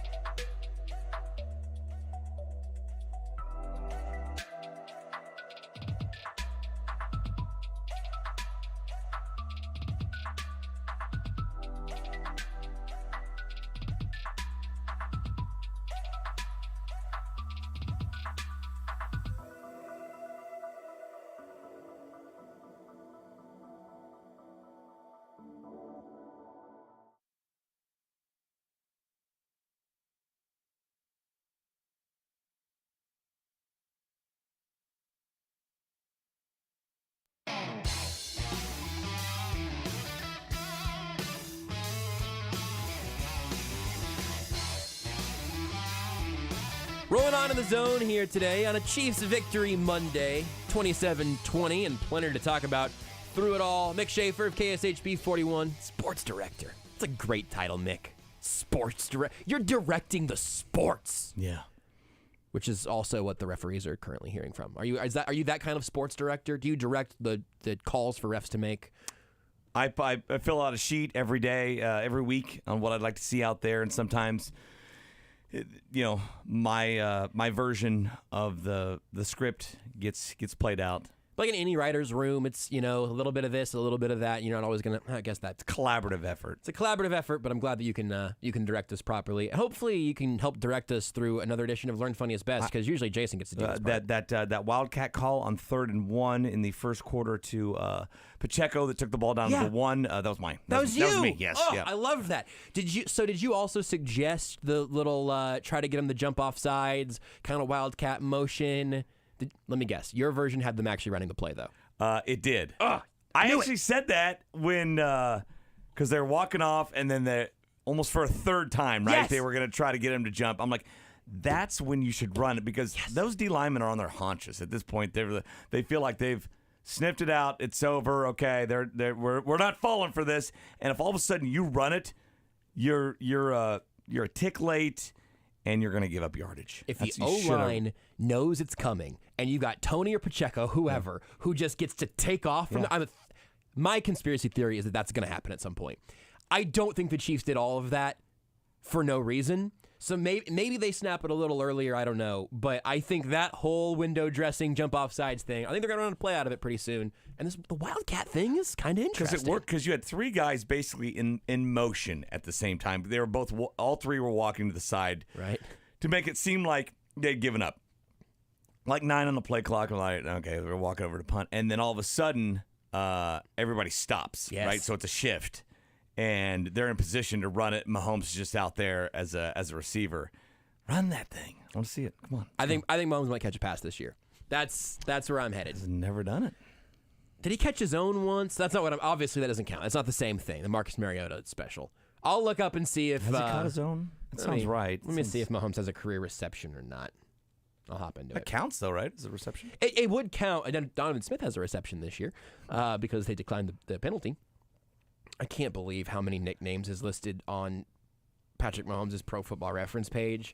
Why do they do that? Why do they do nicknames on a very serious, professional page like that? Because if it's a good one, it's certainly Baseball Reference. Like if you might need to get Slugger in there or whatever. What are all the nicknames?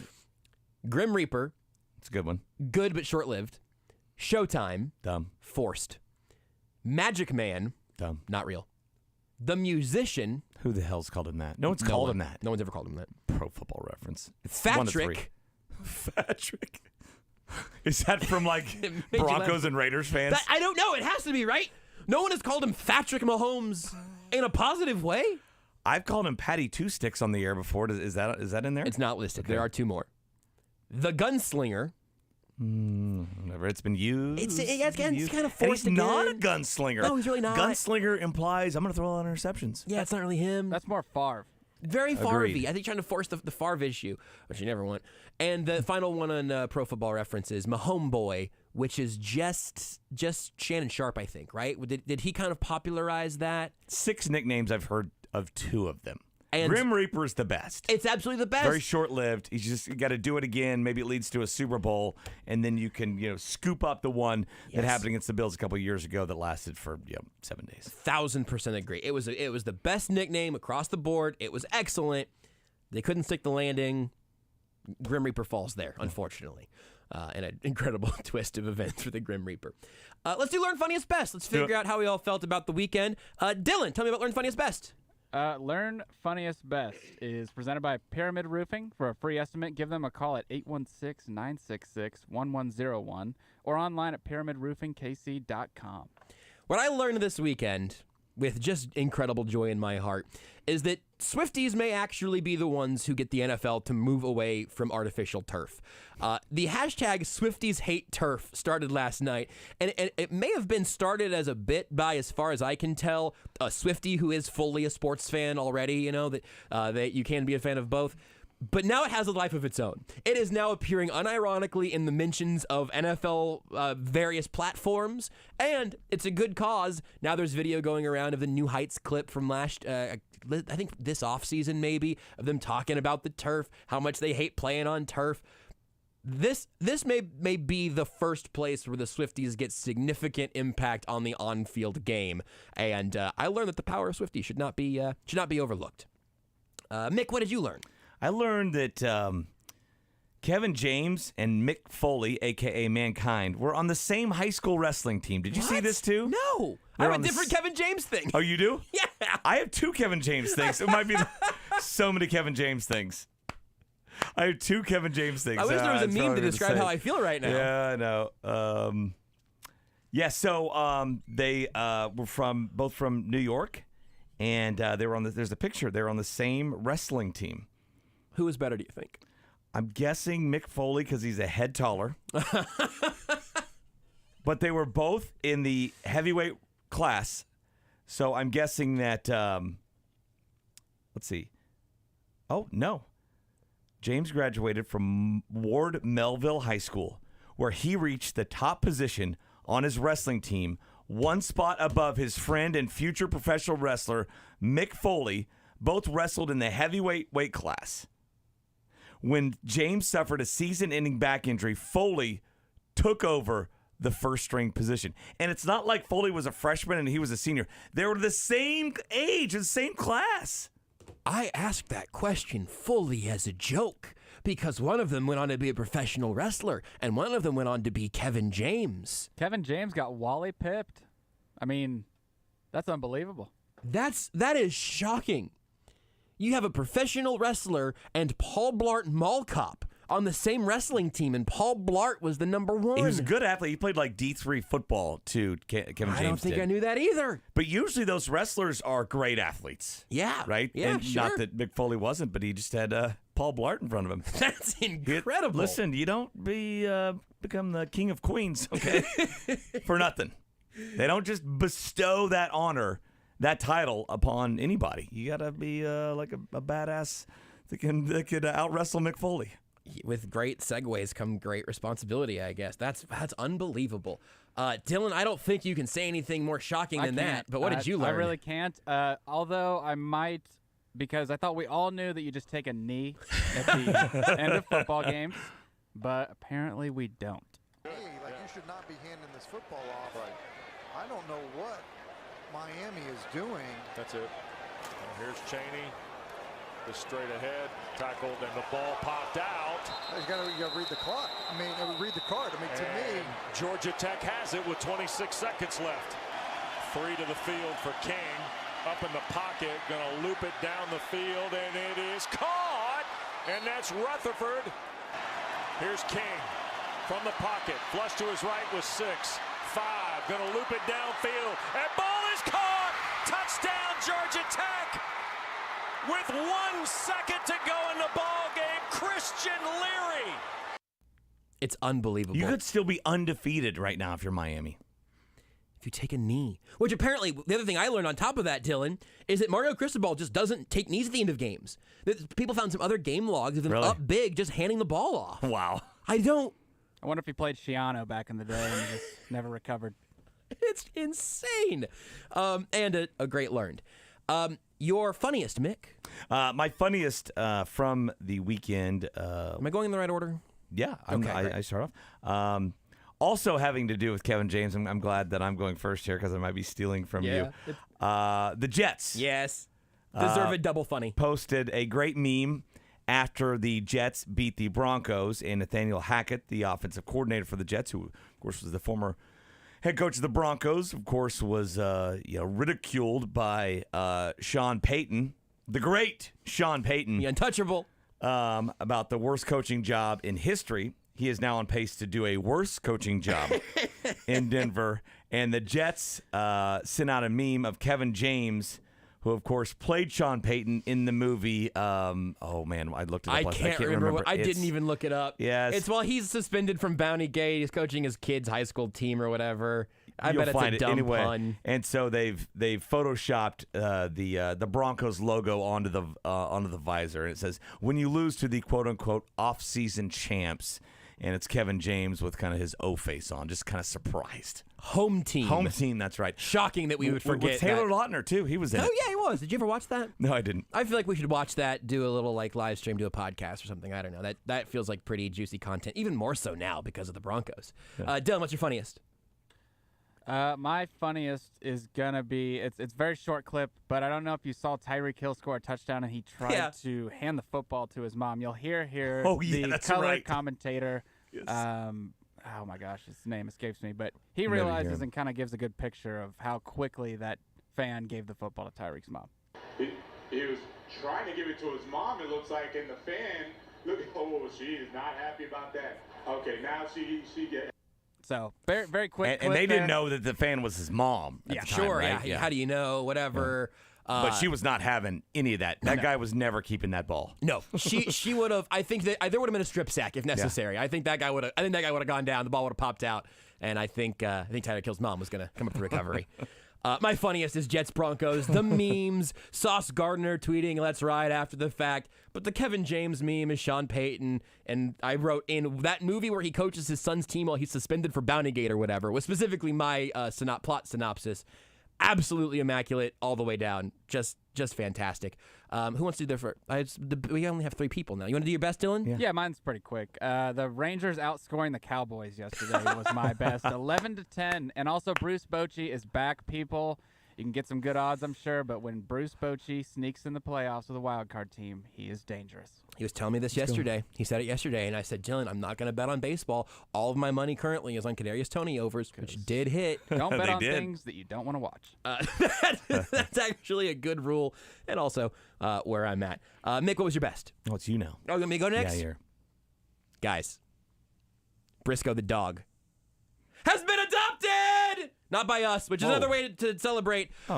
Because Hopefully I did my scouting. Good family. Did you vet them? I have not personally vetted them. I did think about reaching out and saying, my real hope is that someone will say, I know someone who just adopted a wiener dog named Brisco. I would like to be able to have some connection with whoever did adopt this dog, but we are already installing ramps in our house for our little dog with little back problems, and dachshunds are a whole other animal. You're literally. Installing ramps? Installing is a big word. We've purchased some foldable ramps. Good catch.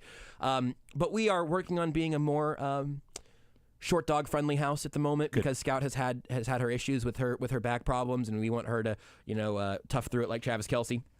So Brisco the dog has found a home, adopted, listed on the website, and so that entire saga has a happy ending, and hopefully Brisco the dog is just traipsing through a backyard somewhere, and hopefully no one renamed it, because that I would be offended by.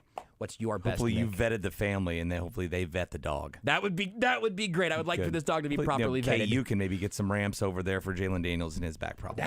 Yeah, absolutely. See, look, I got some ideas. Just maybe not this week, Yeah, right. Let's say one more week, and then you get him back. The best for me is that I just found out that my shower is fixed, and it is in no way unrelated to me not being there. Stuff gets done when I am a DIP wire. Do it poorly yourself. And Friday, I was like, everybody was coming to our house before the game. We're gonna hang out before we went, and I was like, this. I had a little bit of leak in the shower. I'm like, this is about an hour-long job. I got 30 minutes. I'm going to tackle this right now. Yeah. And what turned into an hour-long job was 3 days of either having no water to the house on, or just what I turned a small leak into just gushing. And the last few nights of it's a door I can close, but it's so faint, but I hear it. I hear the leak all night long. It's like a telltale heart. It was Edgar Allan Poe, and I devoted my whole morning to fixing it. I borrowed what's called a strap wrench, which I had no idea what a strap wrench was until today. I got a tool that just saws through metal. I didn't really need it, but I'm like, I got that now just in case I need to just cut through metal. And at noon, when I was like, I need to get here, I finally called I called somebody. I'm like, all right, I'll pay through my nose, I guess, because I had to get. There's just something that broke off in the valve, and I could not pull it out. I needed a tiny plumber to enter through some place in the house, then run up and push the thing out. So I imagine that's what they did. And the best part was I was going to be here, and I expected them like, yeah, I'm going to get out there Wednesday between 1 and 5. They're like, no, I'm sending somebody right now. I'm like, well, I'm not going to be there. The only person who is there is my brother. I'm like, it's great. It looks just like me. He passes me. And but he yesterday ate day-old cold Chinese food, and at 3 a.m. started puking. And then at about 9 a.m., I had to turn off the water because I'm working, bud. I'm like, well, you don't have water anymore, so figure that out. And then I was like, I'm about to make your life even worse because somebody's coming to the house and you need to let them know what's going on here. And he's been texting with the whole show, and he's like, well, guy's already here. I was like, did he say he knew what the issue was? He says, well, I don't know, but his first 3 words were, oh, my God. And so that sums up my DIPY lifestyle and what I can turn a tiny little job.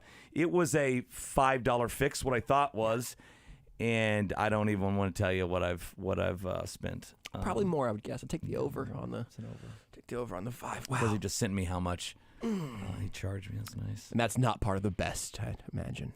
But I did. It is. It's not fixed yet, but I'm gonna go home now and I'm gonna fix it. But I haven't. Oh, they got it to a point where you can take it the rest of the way. Well, that's what they think, and that's what I think right now. But I think we know how that story ends. But I haven't showered today, boys. I haven't showered. I haven't brushed my teeth. I have water. You don't realize how much you need water. It's really convenient. It's all over the place. It's like really convenient. I was leaving the house. I was like, I'm just gonna get a cup of water. Couldn't. Just brought an empty cup in with them just to have it. No, there's a bottle. I use that water. So, we need water. I don't know where it comes from or how we get it. Up or down. I think it's straight from the ocean. One of the two. It's a long run here. Well, but yeah. Mick, congratulations on fixing your shower. It's the best. I think you should get credit for doing that. My best of my weekend actually is the fact that I didn't have any plumbing emergencies, but I did eat some cold Chinese food. So we'll take a break, come back, and wrap up the hour with the plumber himself, Mick Schaefer, next.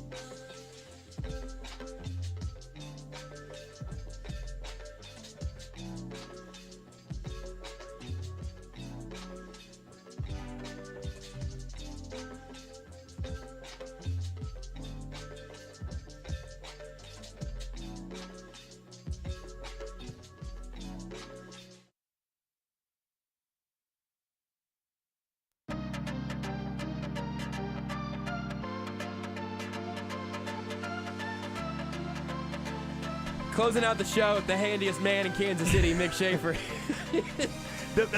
Plumbing's the worst. That like you can't quit a job halfway through. I'm like, I'm going to go to Home Depot tomorrow because you got to turn the water back on, and usually that you've made that leak worse. And I always do. Water, man.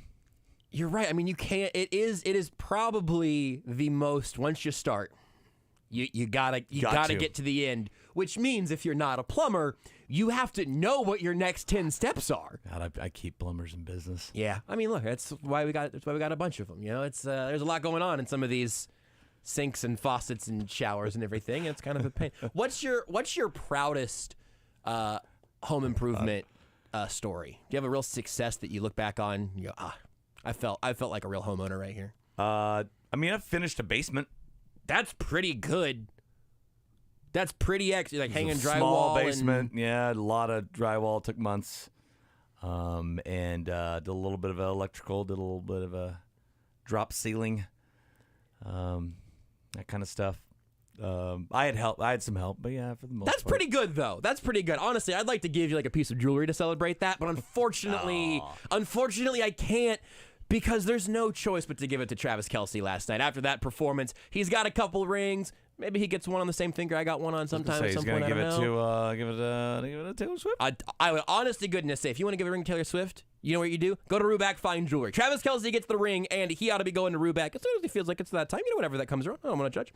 But Ruback Fine Jewelry, truly, once you've been to Ruback one time, you will be a customer for life. You can call or text Hal today about scheduling your appointment at 913-649-8811 or visit their website at ruback.co. That's ruback.co.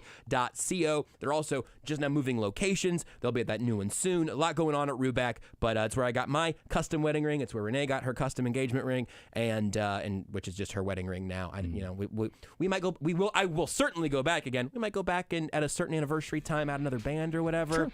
Ruback's been awesome to work with. I think you'll enjoy it too. Mick, I've enjoyed working with you today. This has been wonderful. It was funny. I saw the downfall of Jason last night. I mean, he was talking normal, and then all of a sudden, when he had to start projecting on air, I can't believe I didn't ask you about this. It was just gone. Voice was gone. I called it too. What was it like? And I heard there were cue cards involved. Yes. Was it a Travis Kelce-like performance in him powering through and looking like himself? Or was it we might need to put this dog down? Well, yeah, he didn't really start at Travis Kelce level, right? It was Prince Togo Winogo. Prince Togo Winogo. That kind of, he started there, and then, continued on as a very serviceable backup O-lineman. Let me ask you this. Do you think he'll be here tomorrow? Yes. You do? Okay. Yes. I just assumed he was yelling at Mizzou all day Saturday. Plenty of reason to. Thank you, Mick. You bet. See ya. The program's next. Bye, Mom.